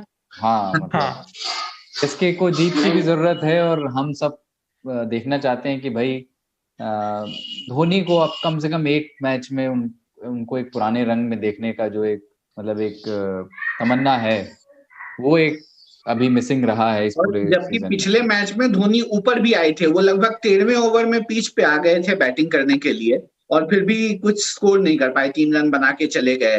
हालांकि गए तो थे वो बड़े शॉट्स के लिए, लेकिन वही एरॉन फिंच जिस तरीके से बोल्ड होते हैं उस तरीके से वो कैच दे बैठे, बाहरी किनारा लग मतलब लपक लिया गया। धोनी की बल्लेबाजी पे बात कर रहे हैं, थोड़ा सा ठहर के बात करते हैं, थोड़ा सा है ना अतीत से शुरू करते हैं। मुझे लगता है कि धोनी अपने आप में वो समस्या, उसी तरह की समस्या उनके लिए हो गई जो इरफान पठान की बल्लेबाजी के साथ शुरू हुई थी। फिर वो गेंदबाजी इरफान की बल्लेबाजी की आदत में कैसे उनकी गेंदबाजी को प्रभावित किया एज अ खिलाड़ी, और फिर वो धीरे धीरे धोनी के पास कई तरह की जिम्मेदारियां आई और वो सिचुएशन के अकॉर्डिंग अपने आप को ढालते गए। उन्होंने अपने बल्लेबाजी के स्टाइल में बहुत जबरदस्त बदलाव किए। वो रोटेट करने वाले खिलाड़ी के तौर पे बाद में बने। आप देखें कि सिंगल डबल के एक्सपर्ट थे वो, गैप्स में सिंगल को डबल भाग लेना, और जब वो एक उस टेम्परामेंट के खिलाड़ी हो गए तो वो कभी भी वो वाले खिलाड़ी नहीं हो पाए जो पाकिस्तान के खिलाफ आता है और एक जबरदस्त लंबी पारी खेलता है वो, या जो 183 की पारी थी या जो 148 की पारी थी शुरू में। दोबारा उस टेम्परामेंट को पारना, धोनी फिनिशर तो रहे, वो एक 5 ओवर 6 ओवर वो सिंगल डबल खेल सकते थे, हर तीसरे ओवर में एक बाउंड्री ले सकते थे, और लास्ट के 2-3 ओवरों में धुआंधार बॉटम हैंड का इस्तेमाल करते हुए छक्के उड़ा सकते थे। लेकिन वो एक जो टेम्परामेंट था उनका कि आने के साथ ही खोने के लिए कुछ नहीं है, और जहां लूज बॉल मिलेगी, जो मेरे बाजुओं में ताकत है, मैं उसका इस्तेमाल करूंगा, वो टेम्परामेंट मिसिंग हो गया। वो एक दूसरे अंदाज के खिलाड़ी बन गए। और अब इस इतने अनुभव के बाद और इतनी एक उम्र के बाद जब एक वो कीपिंग भी करते हैं, ये भी ध्यान में रखना चाहिए, तो रिफ्लेक्स भी हो जाते हैं। वो उस तरह का शरीर रहता नहीं है जैसा शुरू में था, इतने अरसे तक इतने मैचेस में कीपिंग करने के बाद, खेलने के बाद। मुझे लगता है कि अब उन्होंने जो बल्लेबाजी के अंदाज में जो बदलाव किए हैं अपने, वो अब आकर के उन्हें अब काट रहे हैं। अब उसकी कीमत थोड़ी सी उनको अपने उम्र के अब कुल मिलाकर के धोनी को एक लीडर के रूप में देखें।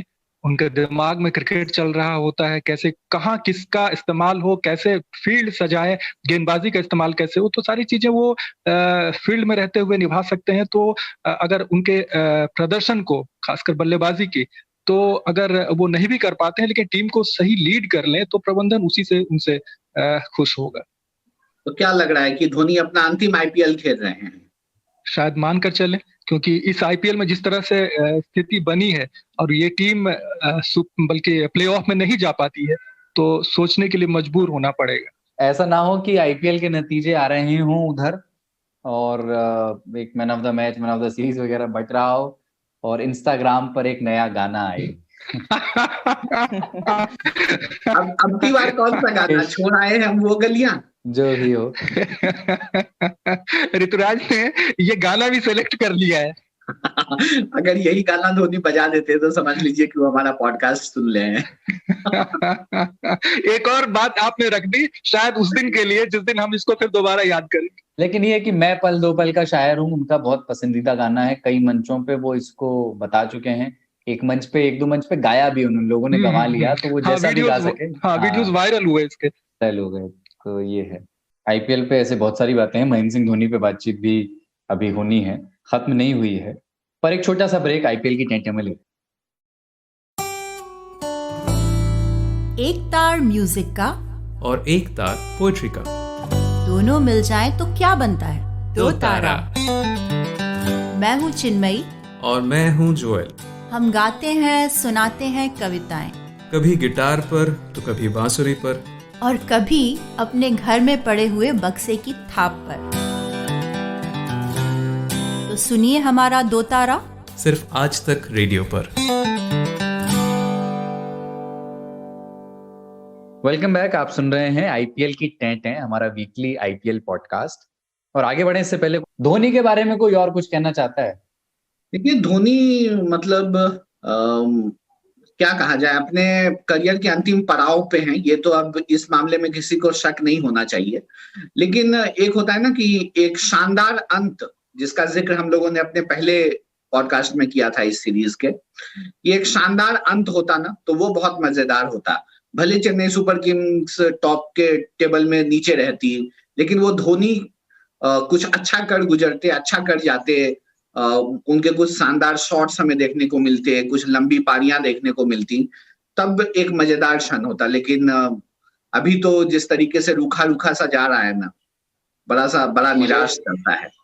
मुझे एक शेर याद आ रहा है, और बाय द वे मैं धोनी का बहुत बड़ा फैन नहीं रहा कभी, मैं आपको बता दूं, लेकिन पता नहीं इस खिलाड़ी को नहीं खेलता देख दुख होता है। हाँ, वो शेर अब सुन लेते हैं। वाह, हाँ, पिछली पंक्ति तक पहुंचे तो तालियों से स्वागत हो। कि कभी किसी को मुकम्मल जहां नहीं मिलता, कभी जमीन नहीं मिलती, कभी आसमान नहीं मिलता। तो वही बात है धोनी के साथ, उन्होंने काफी अच्छा खेला है और थ्रू आउट अपने करियर में टीम इंडिया को काफी आगे लेकर के गए, जितने भी आईसीसी टूर्नामेंट्स थे उसके खिताब जितवाए। और मुझे लगता है कहीं ना कहीं धोनी अभी उस स्थिति में है जिस स्थिति में सौरव गांगुली अपनी कप्तानी के आखिरी दिनों में थे, जब पूरी टीम को आगे लेकर के चल रहे थे, और खुद उनका जो परफॉर्मेंस था वो उस हिसाब से उनके नाम के और योग्यता के अनुरूप नहीं हो पा रहा था, जिसके बाद वो टीम से ड्रॉप भी हुए थे। लेकिन धोनी में मुझे अभी भी लगता है पोटेंशियल है, लेकिन मुझे ऐसा पर्सनल जो ऑब्जर्वेशन है वो ये है कि धोनी कहीं ना कहीं अपने आप को होल्ड बैक करके रखते हैं कि तुम मतलब पीछे ही रहो, इस तरह का। वो अपने आप को पूरी आजादी नहीं देते हैं कि जाएं और मतलब चार्ज करें कि चलो कोई नहीं, वैसे भी हाथ है, खुल के खेलो।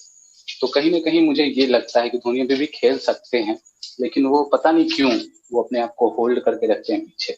उनको वो कुंडलिनियां अपनी वो जागृत करने की जरूरत है। बिल्कुल। और एक बात जब धोनी की हो रही है तो एक खिलाड़ी की बात हम लोगों ने पिछले अपने इस बातचीत में की थी चर्चा, रॉबिन उथप्पा की, कि उनको वो एक सलामी बल्लेबाज हैं और उनको ऐसी जगह उतार करके उनके खेल को प्रभावित करना, ये बात सामने आ रही थी। और देखिए कि मौका मिल गया उनको सलामी बल्लेबाज के तौर पर उतरने को पिछले मैच में, और उन्होंने 22 गेंदों में बहुत शानदार 41 रन बना दिए थे, तो वो अपने पुराने रंग में दिखे।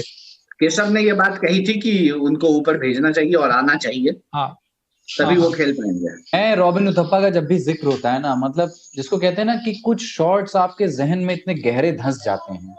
एक जो वो वॉकिंग शॉट मारते थे ना रॉबिन, जवानी के लगभग चलते हुए वो आते थे, और थोड़ी सी मतलब वो गेंद आप ये समझिए कि गुडलैंड से छोटी होती थी, शॉर्ट ऑफ लेंथ गेंद जिसको कहते हैं, वो बाउंड मतलब छोटी गेंद की भी नहीं है और गुडलैंड पे भी नहीं है, उससे ठीक पहले टप्पा खाई है। उस गेंद को वो अपना बना लेते थे, वो गेंद मारने वाली बना के एकदम चलते हुए मारते थे। तो ये जो चलने का अंदाज था ना, उसमें एक किस्म का एक ऐसी निर्भीकता थी कि वो चलते हुए गेंद, और उसमें देखिए आप चलने में घमंड भी नहीं है, कूदना भी नहीं है ना, वो उसमें उकताहट भी नहीं है, और वो बहुत ठहराव लगता था उसमें, और वो उसको अक्सर मिड ऑफ या मिड ऑन की तरफ खेल देते थे। और वो हाँ, ये चीज यही मैं भी कहना चाह रहा था कि वो लॉन्ग ऑफ और लॉन्ग ऑन दोनों तरफ वो शॉट खेल लेते थे। और जॉनसन जैसे जो और ब्रेडली जैसे जो गेंदबाज थे 150 की रफ्तार से गेंद फेंकने वाले, उनके खिलाफ ही वो चहलकदमी करते हुए बाहर आते थे और शॉट को एफर्टलेसली खेल लेते थे। हाँ, तो ये बहुत प्रभावित, वो शॉट हमें बहुत याद है। बल्ले का फेस जो है ना, बस डायरेक्शन दे देते थे गेंद को हवा में, और वो 15 यार्ड्स वाला 30 यार्ड्स वाला जो घेरा होता है उसे वो टपा देते थे, पार करा देते थे। जैसे वो गेंद खुद ट्रेवल करती थी बाउंड्री तक। ये अपने आप में इतना बढ़िया टॉपिक है, सिग्नेचर शॉट्स कुछ खिलाड़ियों के। वो मतलब अभी खेलते नहीं वो खिलाड़ी, लेकिन बस उनका जिक्र कर दूंगा। वैसे तो ये बातचीत बहुत लंबी हो सकती है, लेकिन वो केपी जब मारते थे रिवर्स, वो शॉट भी बहुत ही, आप देखें बहुत लोगों ने उसके बाद वो शॉट मारा है, सफलतापूर्वक मारा है। रिवर्स स्वीप पे छक्का, स्पिनर पे तो कई लोग मार देते थे, पेसर पे मारना थोड़ा सा नया लगता था, वो केपी ने मारा। उसके बाद भी कुछ लोग और लोगों ने भी मारा, लेकिन केपी के में जो बात पिछले 1-2 मैच में मारा था उन्होंने, ये भी तो अलग ही खिलाड़ी है, 360 प्लेयर है। लेकिन केपी जैसे मारते थे ना, मतलब एक केपी का बिल्ड थोड़ा सा लंबा चौड़ा है ना, केपी अच्छी हाइट वाले हैं, और वो बल्ला ऐसे पकड़ते थे, ऐसे लगता था उनके हाथ में खिलौना है, उससे खेलते थे वो। और उसके साथ जब वो हल्का सा झुक कर खेलते थे तो वो बिल्कुल डोमिनेट करते थे। उनका जो अंदाज होता था, जो बॉडी लैंग्वेज थी, वो इतनी डरावनी होती थी, उसमें वो एकदम उल्टी तरफ को घूम करके जो छक्का उड़ा देते थे, वो अनबिलीवेबल शॉट। यानी कि कुलदीप जी आप कहिए कि केविन पीटरसन का स्विच हिट, तो ये कमाल का होता था और निश्चित रूप से उसका अनुकरण बाद के खिलाड़ियों ने किया है। यस, जैसे कि डगलस मैरिलियर का स्कूप बिल्कुल वो है ना, इंडिया वर्सेस जिम्बाब्वे वाला मैच। फरीदाबाद में वो मैच था, मुझे अच्छी तरह याद है। करीब 60-62 रन बनाए थे मैरिलियर ने। हालांकि बाद में स्कूप शॉट का नाम दिलशान के पाले आ गया, दिलशान के नाम पे रखा गया दिल स्कूप, लेकिन ये उससे काफी पहले की बात है, 2002-3 की शायद बात है।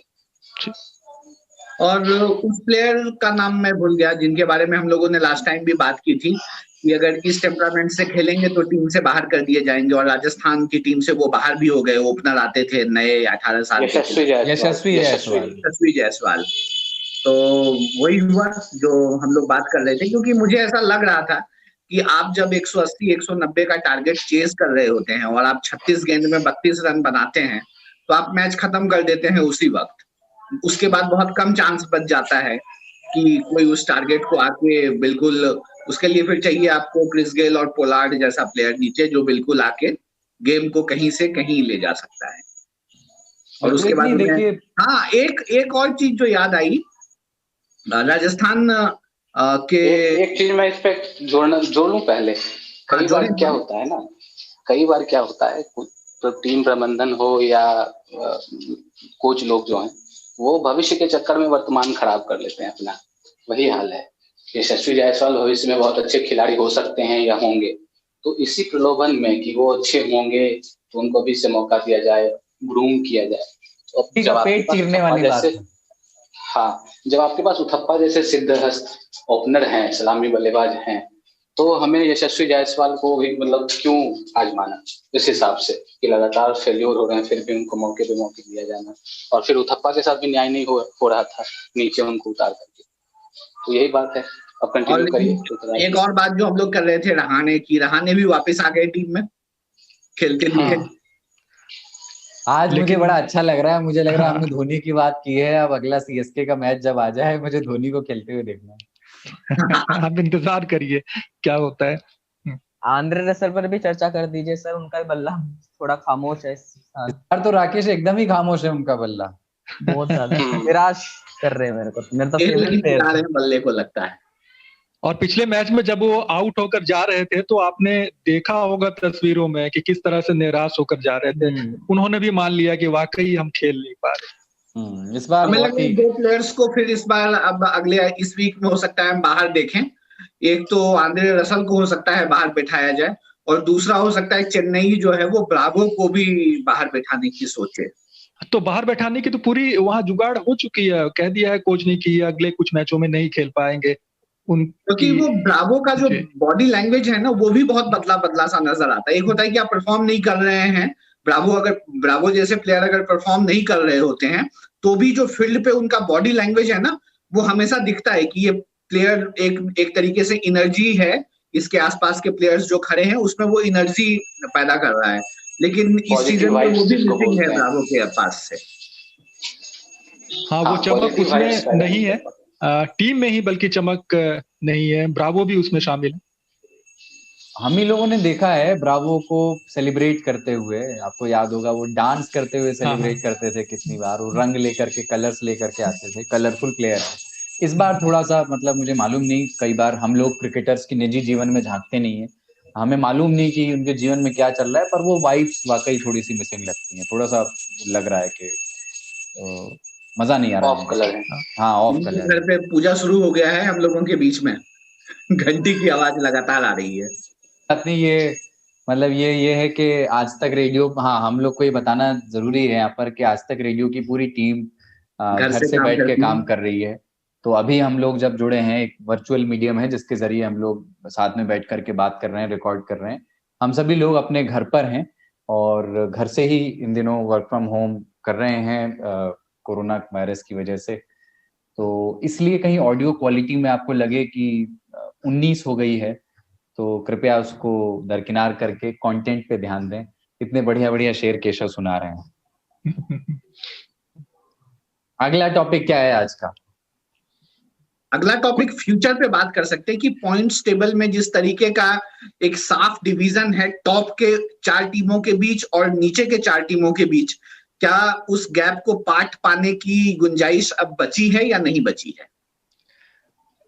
अब तो देखिए कि पहले 3 स्थानों पर अभी जो अंक तालिका है उस पर नजर डालिए तो उसमें दिल्ली कैपिटल्स को प्लेऑफ में जाने के लिए सिर्फ एक जीत की जरूरत है। मुंबई इंडियंस और रॉयल चैलेंजर्स बैंगलोर को सिर्फ 2 जीत की जरूरत है। तो ये 3 टीमें करीब करीब ये प्लेऑफ का रास्ता पूरा कर चुके हैं।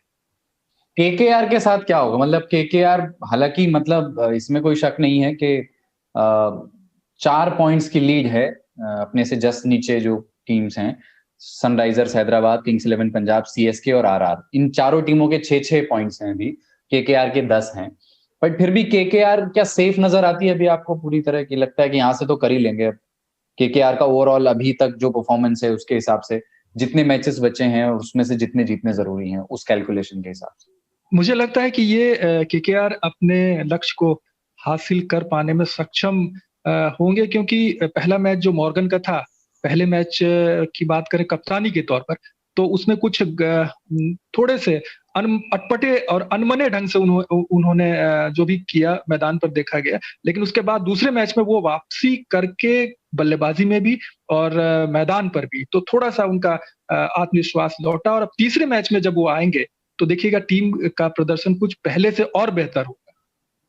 मुझे एक चीज का अंदाजा और है, मतलब मैं अंदाजा लगा रहा हूँ, गलत तो हो भी सकता हूँ, नहीं भी हो सकता हूँ, कि मुझे लगता है कि पंजाब यहाँ से अपना एक भी मैच नहीं हारेगी, वो सारी मैच जीत जाएगी अगर इसी तरीके से टीम चला, इसमें कोई बहुत बदलाव नहीं किए गए तो। हाँ, ये भविष्य दृष्टा ऋतुराज जी की भविष्यवाणी हम अगले हफ्ते चेक करेंगे। और आखिरी जो हिस्सा है अपनी इस बातचीत का, फिर इसको खत्म करते हैं, वो थोड़ा दिल्ली कैपिटल्स और मुंबई इंडियंस, जिसका मैंने शुरू में जिक्र किया था। अब इन दोनों टीम्स के बारे में बात करने का समय है, खुल करके बात की जाए कि कैप्टनसी से लेकर के बल्लेबाजी और गेंदबाजी के प्रदर्शन, मतलब श्रेयस अय्यर जिस तरह से उभर रहे हैं एज अ लीडर, वो बड़ा प्रभावित कर रहे हैं मुझे उनकी इंजरी चौंका रही है। पहले कंधे में चोट की शिकायत थी और पिछले मैच में हमने उनके पैर में खिंचाव देखा। विश्व मोहन जी बता पाएंगे और अच्छे से कि क्या अपडेट है उनके इंजरीज को लेकर या हेल्थ को लेकर? वो ठीक है, क्योंकि देखा होगा कि आपने वो चौंकाया था, सारी बातें जो सामने आई थी कि क्या वो दोबारा से ठीक हो पाएंगे, खेल पाएंगे, तो वो पिछले मैच में खेल करके उन्होंने जतला दिया कि वो ठीक है और वो आगे भी अब निश्चित रूप से ऐसी कोई बात नहीं, आशंका की बात नहीं है, दिल्ली के लिए परफॉर्म करेंगे, कप्तानी करेंगे। ठीक है, तो इसमें लेकिन मतलब और चाहता हूं कि प्रगति और राकेश से शुरू करें इसको, कि दिल्ली अगर अच्छा खेल रही है, आप क्या रिकॉर्ड कर रहे हो उसको, कि क्या एक क्या चीज है जो मेन डिफरेंस है बाकी टीम्स के मुकाबले, दिल्ली और दोनों मुंबई पे भी अगर बात करना चाहते हैं तो दोनों के पास एक्स फैक्टर क्या है? सर, दिल्ली पूरी तरह से एकदम नए रूप में है, एक तरीके से कहेंगे। हर प्लेयर उसका अलग तरीके से ही खेल रहा है और नाम के साथ साथ उसने अपने गेम में भी बहुत बदलाव लाया है। और मुंबई के साथ ये है कि वो लगातार मैचेस जीतती है और बहुत कम देखने को मिलेगा कि वो मैचेस हार रही है, और इस वजह से उनका कॉन्फिडेंस काफी अच्छा रहता है। और दूसरी चीज की नीचे तक अगर आप देखेंगे कि जो वहां उसमें छठा प्लेयर है, 7वां प्लेयर है, वो भी बहुत अच्छा खेल रहा है और जरूरत पड़ने पर रन्स बना रहा है। तो इस वजह से मुझे लगता है कि दोनों अपने अपने लेवल पर बहुत अच्छा कर रही हैं। मुंबई की बल्लेबाजी की तो सब तारीफ करते ही हैं, पर गेंदबाजी जिसमें 3 फास्ट बॉलर्स के साथ साथ दूसरे जो 2 राहुल चहर और कृणाल पांड्या है, उनके वो भी अच्छे रंग में दिख रहे हैं इस बार। Exactly, मतलब अब उनके में पांचों के पांचों जो गेंदबाज है वो एक पैकेज दिखता है उनके में पूरा। जैसे मतलब हम यूटिलिटी प्लेयर से बात शुरू कर रहे थे राकेश, ये देखो ये जो 2 यूटिलिटी प्लेयर्स हैं, कृणाल पांड्या और राहुल चहर, ये भी अपना काम कर जाते हैं हमेशा। बिल्कुल, मतलब मुंबई की टीम में जो ये नीचे पिलर आप जिसको कह सकते हैं, कृणाल पांड्या, हार्दिक पांड्या और पोलार्ड, इन तीनों को भेद पाना बड़ा मुश्किल है। इसलिए मुंबई किसी भी समय पे बहुत बुरी स्थिति में नहीं दिखती है। ये तीनों नीचे इतना बॉटम जो 4थे, 5वें, 6ठे नंबर पे जो है, ये इतना मजबूत करता है ना इनकी टीम को कि अगर ऊपर से थोड़ा कहते हैं ना कच्चा माल भी आए तो नीचे ये बिल्कुल ठोक ठाक के बराबर कर देते हैं। और मजबूती की बात हो रही थी दिल्ली की, तो आप देख चुके होंगे 2 अफ्रीकी तेज गेंदबाज, कैगिसो रबाडा तो टॉप पर है ही, और साथ में एक और खिलाड़ी जो कि सबसे तेज गेंद आईपीएल में फेंकने का पिछले 8 सालों में कारनामा कर दिखाया, नॉर्चे, हेनरिक नॉर्चे। उन्होंने शानदार गेंदबाजी की। क्यों बोलते हैं उनका प्रोनाउंसिएशन जो है नाम का, कई बार हिंदी के कमेंटेटर नोकिया वो कमेंटेटर नहीं, वही उनका प्रोनाउंसिएशन नोकिया बोल देते हैं, नोकिया, यही उनका शायद प्रोनाउंसिएशन है, उसमें जे साइलेंट है, क्योंकि हम लोग उनकी स्पेलिंग के हिसाब से पढ़ रहे हैं। पर आप देखें तो बहुत सारे एक समय वो मखाया नतिनी बोला जाता था हिंदी में, तो उच्चारण की समस्याएं रही हैं हिंदी में, तो मतलब मुझे भी नहीं मालूम कि सही उच्चारण क्या है। जी बिल्कुल, ये लुंगी एनगिडी या नगिदी बोले, ये यहाँ पर फंसता है मामला। मखाया नतिनी बोले, एंटनी बोले, ये फंसता था। अब एक नया नाम आ गया, नोर्जे बोले, नोरखी, पता नहीं नोरके बोले, नोरखिया बोले, नोकिया बोले, क्या क्या कमेंटेटर्स शब्दों का इस्तेमाल कर रहे हैं, चल रहे हैं। वैसे तो इनको नोकिया ही बोलिए। एक वो है ना फेलुक वायो, अफ्रीका के, वो भी है। एक वो कमेंटेटर जो है पॉमी मांगवा, वो तो खुद भी जब खेल रहे होते तो इस नाम से प्रचलित हुए। ठीक बात है। एक और मतलब हम लोग अक्सर बैट्समैन का जिक्र कर देते, बहुत जरूरी यही बात विश्वमोहन जी ने जो कही, यही बात मैं भी कहना चाहता था कि रबाडा और नॉर्वे का जो प्रदर्शन है, मतलब रबाडा खास तौर पर, आप सोचिए मतलब 19 विकेट उन्होंने 9 मैचों में लिए हैं, तो एवरेज भी आप निकालें तो 2 विकेट से ऊपर हो जाता है, और T20 मैचेस में 2 विकेट 4 ओवर एवरेज बहुत ही मतलब बहुत शानदार है उनकी। अगर आप इकोनॉमी भी आप देखो तो वो है 7.68, तो इकोनॉमी भी 8 से नीचे है, और 8 से नीचे एनीथिंग इज गुड। एक प्लेयर है जिसकी इकोनॉमी 6 से नीचे है, कोई गेस करेगा? मतलब वो टॉप 10 प्लेयर्स में शामिल है, उसकी इकोनॉमी 6 से नीचे है। मतलब विश्वमोहन जी आप नहीं, आप नहीं बोल सकते, बाकी लोगों में से कोई भी गेस करना चाहे। अक्षर पटेल? सुंदर नहीं, पर वो खब्बू, वो स्पिनर ही है, खब्बू नहीं, स्पिनर ही है, और वो अफगानिस्तान से आने वाले राशिद खान। चलिए, बहुत बड़ा आपको चॉइस मिल चुका है, शायद ढूंढ लें आप। अब तो बता ही दिया, अफगानिस्तान से आने वाले राशिद खान। तो राशिद खान का नाम ही बोल दिया। 5.52 की उनकी इकोनॉमी है, लेकिन एक नाम टॉप 10, मतलब क्योंकि अक्सर मैच देखते हुए आप देखते होंगे तो टॉप 3 या टॉप 5 गेंदबाज या बल्लेबाज दिखते होंगे, लेकिन अगर आप, मैं टॉप 10 के नजरिए से उसको देखता हूँ, क्योंकि उसमें कई और संकेत छिपे होते हैं। उसमें जो 2 नाम मुझे बड़ा मतलब उम्मीदों से बढ़ते हैं, देख करके अच्छा लगता है, वो 2 नाम, एक राहुल चहर का है और एक टी नटराजन का नाम है। मतलब ये दोनों नाम टॉप 10 में हैं, दोनों नौजवान हैं और अच्छा प्रदर्शन कर रहे हैं। टी नटराजन तो मतलब उनकी यॉर्कर जो है बहुत शानदार गेंदे वो फेंक रहे हैं, हाँ, तो उन्होंने भी बड़ी उम्मीदें जताई हैं। तो दिल्ली और मुंबई पर वापस आते हैं अपन, मतलब भटक ना जाएं, आईपीएल में ये है, इतनी टीमें हैं, इतने प्लेयर्स हैं, इतनी सारी बातें हैं। दिल्ली मुंबई के बारे में, उनके गेम प्ले के बारे में, दिल्ली में अगर आप लोगों को एक बदलाव करना हो टीम में तो आप क्या बदलेंगे? सब कोई बताएंगे कुछ करके। मैं ऋषभ पंत को वापस खेलते हुए देखना चाहता हूँ। इनके जो ग्रुप ऑफ प्लेयर्स हैं, जो कोर ग्रुप ऑफ प्लेयर्स हैं, वो लगभग करीब करीब सेम ही हैं। इक्के दुक्के खिलाड़ी को छोड़ दें अगर, तो जो भी खिलाड़ी हैं नियमित तौर पे खेलते रहे 2 साल 3 साल से, तो ये एक कहीं न कहीं बड़ा बेनिफिट होता है टीमों के लिए, कि आप समझते हैं कि फला खिलाड़ी है, उसकी कमजोरी क्या है, उसका स्ट्रेंथ क्या है, और मैनेजमेंट को भी इससे काफी मदद मिलती है। उस हिसाब से सबका रोल डिफाइंड रहता है और वो परफॉर्म कर रहे हैं। तो एक बड़ा जो रोल मुझे लगता है वो यही है। सबसे जो टीम है मुंबई की, आप देख लें ऊपर से नीचे तक जो भी खिलाड़ी खेलते हैं, वो 2 साल 4 साल और 5 साल से भी ज्यादा मुझे लग रहा है खेलते आए हैं। रोहित शर्मा हो गए, क्वांटन डिकॉक हो गए, सूर्य कुमार यादव हो गए, पांड्या ब्रदर्स हो गए, बुमराह हो गए। तो एक जो पूरा लाइनअप है ना, वो पुराना मतलब है, वेल सेटल्ड लाइनअप है। तो इसका फायदा भी कहीं ना कहीं मिलता है टीमों को। और दिल्ली में फायदा चेन्नई को क्यों नहीं मिल रहा है केशव? हाँ, चेन्नई अपवाद है, हर चीज में एक अपवाद होता है, जिसका अपवाद चेन्नई है। और चेन्नई में काफी जो चीजें हैं वो उथल पुथल रही हैं। इस बार उनका जो बल्लेबाजी का क्रम ही देख लीजिए, जो पहले एक निश्चित हुआ करता था कि पहले नंबर पे फला बल्लेबाज आएगा, दूसरे पे ये, तीसरे पे वो, इस बार कुछ रहा नहीं। मुझे लगता है एक और बात, मतलब जो बात मुंबई के बारे में केशव कह रहे थे, उसमें एक फैक्टर और है वो स्टाइनिस का फैक्टर है। स्टाइनिस जिस तरीके की बल्लेबाजी कर रहे हैं और जो एक दिल्ली में, हाँ दिल्ली में जो मजबूती उन्होंने दिल्ली में आकर के दी है, मतलब श्रेयस अय्यर के बाद वो आते हैं 5वें नंबर पे बल्लेबाजी करने, और वो 5वें नंबर पर जैसी आक्रामकता और जैसा ठहराव चाहिए, उन दोनों का एक बहुत अच्छा मिला जुला सम्मिश्रण उनकी बल्लेबाजी में होता है। उन्हें मालूम होता है कमजोर गेंदों को ही बाउंड्री के पार मारना, अनावश्यक रिस्क वो लेते नहीं है और वो अपना काम कर जाते हैं। और मुझे लगता है एक मोर्चे पे जो बात रितु ने कही थी, एक बदलाव करना है, मैं बहुत इस तरह से सोचता नहीं हूँ, क्योंकि मतलब मैं टीम मैनेजमेंट का हिस्सा नहीं हूँ, लेकिन आप पूछ रहे हैं इस तरीके से और मेरी एक्सपर्टीज है नहीं, लेकिन फिर भी आपने पूछ लिया तो बता रहा हूँ। मुझे लगता है एलेक्स कैरी को अभी मतलब मुझे देख के थोड़ा मजा नहीं आता है, मुझे एक्साइट नहीं करते हैं वो, मतलब ये मेरा एक निजी आग्रह हो सकता है।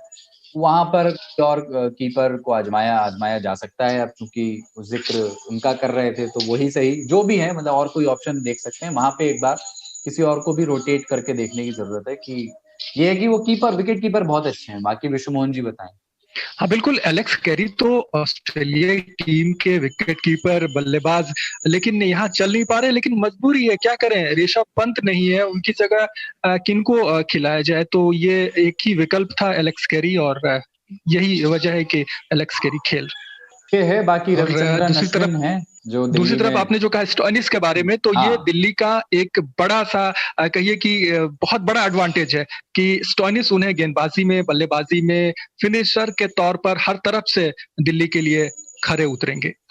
यही काम ब्रावो चेन्नई के लिए क्या करते थे, वॉटसन चेन्नई के लिए क्या करते थे, और जो बहुत अच्छे से कर नहीं पा रहे हैं दोनों खिलाड़ी, दिल्ली के ट्रम्प कार्ड साबित हो रहे हैं। हाँ बिल्कुल। एक चीज अगर नोटिस करें, मतलब ऐसा आप बाकी लोग और बताएं कि चेन्नई पर, मतलब मुंबई दिल्ली की बात हो गई, चेन्नई पे बार बार बात चली जाती है।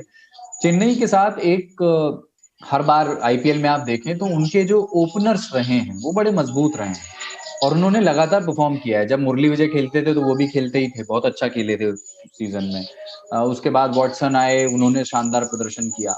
उनकी जो टॉप 3 प्लेयर्स रहे हैं उन्होंने हमेशा मतलब चेन्नई को एक ऐसी मजबूत शुरुआत दी है, और उनमें से कोई ना कोई हमेशा टॉप 5 बैट्समैन में भी हुआ करता था। इस बार उनमें से कोई प्लेयर चला नहीं, तो जो मध्य क्रम था और जो निचला क्रम था, जो जहां पर धोनी आते हैं, क्या राइडू की जगह जहां बनती है, तो वो जो एरिया है बल्लेबाजी का, वहां पर ज्यादा प्रेशर आ जाता है और वो लोग उस तरह से परफॉर्म नहीं कर पाते। क्यों, क्या जो एकदम शीर्ष क्रम है वो नाकाम रहा है इस बार? हर बार तो नहीं, लेकिन वो निरंतरता नहीं दिखी और इसी वजह से टीम दबाव में आई, और उस वक्त धोनी ने कुछ प्रयोग भी कर दिखाए। और ऐसे समय में जब टीम बिल्कुल स्थापित हो चुकी होती है, वहां प्रयोग करना कितना घातक हो रहा है ये धोनी भी समझ रहे होंगे, क्योंकि टीम में वो पहले वाला वो पैनापन नहीं दिख रहा। फाफ डू प्लेसिस अच्छा कर रहे हैं, ओपनिंग पे आ रहे हैं वो आजकल, और वो अच्छा कर रहे हैं। वैसे वो नेचुरली ओपनर नहीं है ना? ओपनिंग करते हैं क्या वो तो 1 डाउन 2 डाउन आते हैं शायद जी। हाँ, ओपनर के तौर पर नहीं देख। खिलाड़ी का नाम सामने आता है और खिलाड़ी सैलानी बनकर जाता है, वापस आता है और मौका नहीं मिलता। एक नाम है, आप लोगों ने सुना होगा, मोनू कुमार। ये आईपीएल का एक खिलाड़ी है, स्क्वाड चेन्नई सुपर किंग्स, और कभी इसका चेहरा भी सामने किसी ने देखा नहीं होगा, लेकिन स्क्वाड के साथ रहते हैं। अरे ये तो स्टोरी है, बताइए इनके बारे में, कौन है ये? कभी नहीं सुना। Monu Kumar Chennai super Kings squad में शामिल हैं। झारखंड के T20 प्लेयर्स के तौर पर उनका बल्कि एक तरह से पहचान है, रांची में उनकी पहचान, और उनको टीम में रखा गया है। लेकिन 2018 में मौका मिला, टीम में आए, चेन्नई ने उन्हें शामिल किया, लेकिन अब तक बस नाम ही दिखता है स्क्वाड में, मौका नहीं मिलता है। चेहरा भी नहीं दिखा है अभी तक। ये तो मतलब बड़ा विवादित है। झारखंड का भी व्यक्ति है, महेंद्र सिंह धोनी कप्तान है, क्या हो रहा है ये? हाँ, कुछ खिलाड़ी ऐसे हैं जो कि इसी तरह से, लेकिन उसमें एक खिलाड़ी रिंकू सिंह का नाम सुना होगा आपने, उनको मौका मिले। रिंकू सिंह सुना है। हाँ, रिंकू सिंह, लेकिन इस बार उनको याद नहीं किया कप्तान ने नाइट राइडर्स के। तो इस तरह कुछ खिलाड़ी हैं जो कि बस नाम के लिए हैं, मौका नहीं मिलता, शायद आजमाया नहीं गया। तो उनमें से एक मोनू कुमार बड़ा नाम है, जो अब तक बेंच पर बैठ करके परेशान है, थक गए हैं, पता नहीं कब मौका मिले। ठीक, तो अपन आईपीएल की टेंटे के इस आखिरी हिस्से में बात करते हैं, बिल्कुल जल्दी से करेंगे कि अब जो कमिंग वीक है उसमें हम लोग क्या देखना चाहते हैं, मतलब किस चीज का इंतजार है, अब हम क्या, हमारे लिए हमें क्या देखना है, किस चीज को देखने को लेकर के एक्साइटमेंट है। तो सब, ताकि कोई और ना बोल दे, इसलिए सबसे पहले मैं बोल देता हूँ। मुझे महेंद्र सिंह धोनी को, चेन्नई सुपर किंग्स हारे या जीते, मुझे महेंद्र सिंह धोनी को एक फिनिशर की भूमिका में सफलतापूर्वक उसको अदा करते हुए देखना है। वो 60-70 रन बनाए, भले ही धीमी शुरुआत करें, पर बाद में जो वो रिकवर करते हैं, वो वाला अंदाज एक उनका दिखे जब वो 50+ रन बनाए और जीत तक ले जाएं, तो बहुत ही अच्छी बात है। उससे तो बढ़िया कोई बात नहीं। वो मैं चाहता हूँ कि इस हफ्ते हो जाए, तो एक हम थोड़ा गंगा नहा लें जाके फिर। मैं देखना चाहता हूँ पंजाब को इस हफ्ते अपने सारे मैच जीतते हुए, और मुझे उम्मीद है कि शायद वो इस हफ्ते सारे मैच जीतकर पॉइंट्स टेबल में थोड़ा ऊपर नजर आए। गेल के प्रशंसक लगते हैं आप। और मैं भी यही कहना चाह रहा था कि मैं देखना चाहता हूं कि वो जो 1000 छक्के का आंकड़ा जो है ना, उससे बहुत दूर नहीं है गेल, और गेल अगर चाहें तो वो आंकड़ा छू सकते हैं। विश्वमन जी, आपने इसका जिक्र कर ही दिया, तो बता दीजिए अभी कितने दूर हैं। लास्ट जब हम गेल नहीं खेल रहे थे तब शायद वो 22 छक्के दूर थे, जो आपने बताया। उसके बाद इस टूर्नामेंट में अब तक उन्होंने 7 छक्के लगाए हैं। अच्छा, तो अभी मतलब 15 छक्के दूर हैं। बिल्कुल। और मैच तो बहुत बचे हैं, 6 मैच बचे हैं अभी प्लेऑफ्स के। हाँ, तो औसत भी है कि लगातार मैचों में इतने छक्के आ जाए तो वो आश्चर्य की बात नहीं होगी गेल के बल्ले। ठीक है, और बाकी लोग, केशव? मैं तो चाहूंगा एक बार आंद्रे रसल को पिटाई करते हुए देखूं, क्योंकि मतलब जिस हिसाब से उनका नाम है, प्रतिष्ठा है, कद है, उस हिसाब से वो न्याय नहीं कर पा रहे हैं इस बार। तो एक ही बार सही, एक ही मैच खेलें जिसमें 8-10-12 छक्के लगाए। ठीक बात है। सबसे ज्यादा छक्के मजे देखने में वैसे आते थे उनके, और पोलार्ड के जो छक्के देखने में आनंद आता है, उसकी बात ही अलग है। वो मतलब एक तरह से उनका वो अपना मार्क लगा रखा होता है उन्होंने कि हमें ऐसा है 90 मीटर 100 मीटर मारना ही है, मारना है। एक छक्के तो 60, 65, 70 मीटर में भी हो जाते हैं, लेकिन नहीं, उनका टारगेट होता है नहीं, हम 100 मीटर मारेंगे ही। हाँ, वो मतलब भरपेट भोजन के बाद ना पूरा एकदम थाली भर के खा लिया है, बिल्कुल गले तक भर गया है, उसके बाद जो आखिर में वो एकदम देर तक तपने के बाद जो खीर आती है, हाँ, वो वाला उनके छक्कों में अंदाज होता था कि उस तरह का आनंद होता था कि बिल्कुल कि अब तो हम छक गए हैं, लेकिन वो अंत में खीर जो आकर के चौंकाती थी। राकेश परिदा, क्या देखना चाहेंगे? सुनील नारायण को वापस फील्ड पे देखना चाहूंगा, बल्ले के साथ भी और गेंदबाजी के साथ भी। अब वो देखते हैं क्या बदलाव करके आते हैं, पर उम्मीद है कि अच्छे ही करेंगे। ठीक है, प्रगति? सर, मैं चेन्नई को पहले तो और अच्छा खेलना देखना चाहती हूँ। जिस हिसाब से वो खेल रही है उस हिसाब से नहीं जा पाएगी, और वो अच्छा खेले, सबसे पहली चीज। और दूसरी चीज की मैं एंजॉय करना चाहती हूँ प्रेडिक्ट करने से ज्यादा, ताकि मैच का मजा मेरे अंदर ही रहे। नहीं, हम लोग भी प्रेडिक्ट नहीं कर रहे हैं, हम लोग सिर्फ अपनी इच्छा बता रहे हैं कि हम ये चाहते हैं कि ऐसा हो। मैं यही चाहती हूँ कि चेन्नई अच्छा खेले, बाकी देखिए क्या होता है। मैं हैंडशेक करता हूँ आपसे इस बात पे। मैं भी, मतलब मेरी भी ख्वाहिश है कि धोनी की टीम अच्छी खेले। मुझे धोनी पसंद है। केशव से मैं बाद में निपट लूंगा इस पॉडकास्ट के बाद।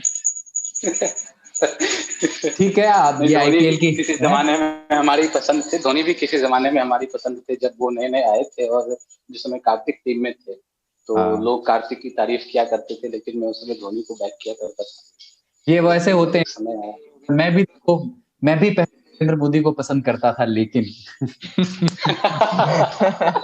मुझे भी केजरीवाल पहले पसंद थे, लेकिन अब वो बात नहीं रही। तो वो वाला है। लेकिन धोनी को लेकर के एक है, मतलब मैं एक अच्छी बड़ी डिबेट है, अपन कभी मौका मिला, वक्त मिला तो करेंगे। एक टर्म होता है गोट, अंग्रेजी में कहते हैं GOAT, greatest of all time. तो इंडियन क्रिकेट में गोट कौन है, ग्रेटेस्ट ऑफ ऑल टाइम कौन है? बहुत सारा जो कन्वेंशन, तो लोग थोड़ा ऑफबीट तरीके से सोचते हैं, और वो ये कहते हैं कि इंडियन क्रिकेट को एक थिंकिंग स्टाइल ऑफ क्रिकेट देना, स्ट्रेटजी के हिसाब से क्रिकेट के सोचना। एक थिंकिंग क्रिकेटर महेंद्र सिंह धोनी है, वो उन्होंने सिखाया। उस पर्सपेक्टिव से वो गोट हैं। लेकिन अपन ये विवादित विषय मुझे मालूम है, आखिर में एक बम छोड़ के जा रहा हूँ मैं, लेकिन इसको अपन किसी और बातचीत में फुर्सत से निपटाएंगे। अगले एपिसोड में फोड़ेंगे इसको। हाँ, विश्व मोहन जी की वीडियो में मुझे मुस्कान दिख रही है, तो मुझे लग रहा है कि मजा आएगा इस पे बात करने में। बिल्कुल। आईपीएल की टेंटे के इस एपिसोड में इतना ही। आपको ये कैसा लगा ये एपिसोड, हमें बताइए। radio@aajtak.com इस पर आप हमें ईमेल कर सकते हैं। radio@aajtak.com ये हमारा ईमेल आईडी है। कुछ भी लिख करके आप हमें इस पे भेजना चाहें, आलोचना, प्रशंसा, तारीफ या किसी भी और तरह की सलाह सुझाव कि हमें इस तरह से बातचीत करनी चाहिए, इन टॉपिक्स को हमें छूना चाहिए, तो हमें बताइए, ताकि हमें भी समझ में आए कि आप किस तरह की बातचीत एक्सपेक्ट करते हैं।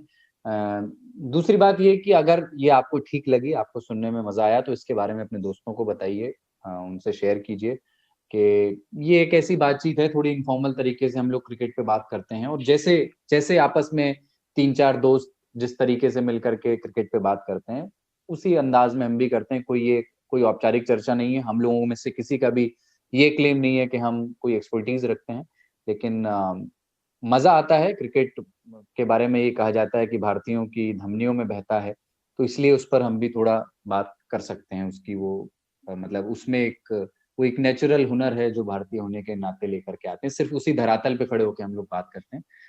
तो बताइएगा हमें कि ये कैसा लगा, और आगे के एपिसोड्स में किस तरह के सवाल हैं आपके, किस तरह के टॉपिक्स हैं। चूंकि विश्व मोहन जी और इकबाल ये 2 लोग हैं जो स्पोर्ट्स जर्नलिस्ट हैं हमारे साथ, जो हम इस बातचीत में होते हैं। इकबाल आज नहीं है, लेकिन आगे जरूर होंगे। तो अगर कोई सवाल आपका उनके लिए हो तो वो भी आप हमें ईमेल करके लिख सकते हैं। ईमेल ना करना चाहें, वो जहमत ना उठाना चाहें, तो यूट्यूब, फेसबुक, ट्विटर, इंस्टाग्राम, इनमें से किसी भी प्लेटफॉर्म पर जाएं, वहाँ पर आज तक रेडियो लिखें। हमारे हैंडल्स हैं वहाँ पे, हमें लाइक, सब्सक्राइब, फॉलो कर लीजिए, और वहाँ पर भी आप हमें मैसेज छोड़ सकते हैं। अपना नाम, पता बताएंगे अगर आप हमें सवाल पूछते हुए। पता का मतलब एग्जैक्ट एड्रेस नहीं, बट किस शहर से लिख रहे हैं, तो थोड़ा और भी मजा आएगा, हमें समझ में आएगा कि किस शहर के लोग हमें ज्यादा सुन रहे हैं। तो हमें बताइएगा, आपके फीडबैक्स का हमें बहुत बहुत बेसब्री से इंतजार रहता है। आईपीएल की टेंटे की इस टीम को इजाजत दीजिए, अगले हफ्ते फिर मिलते हैं। नमस्कार।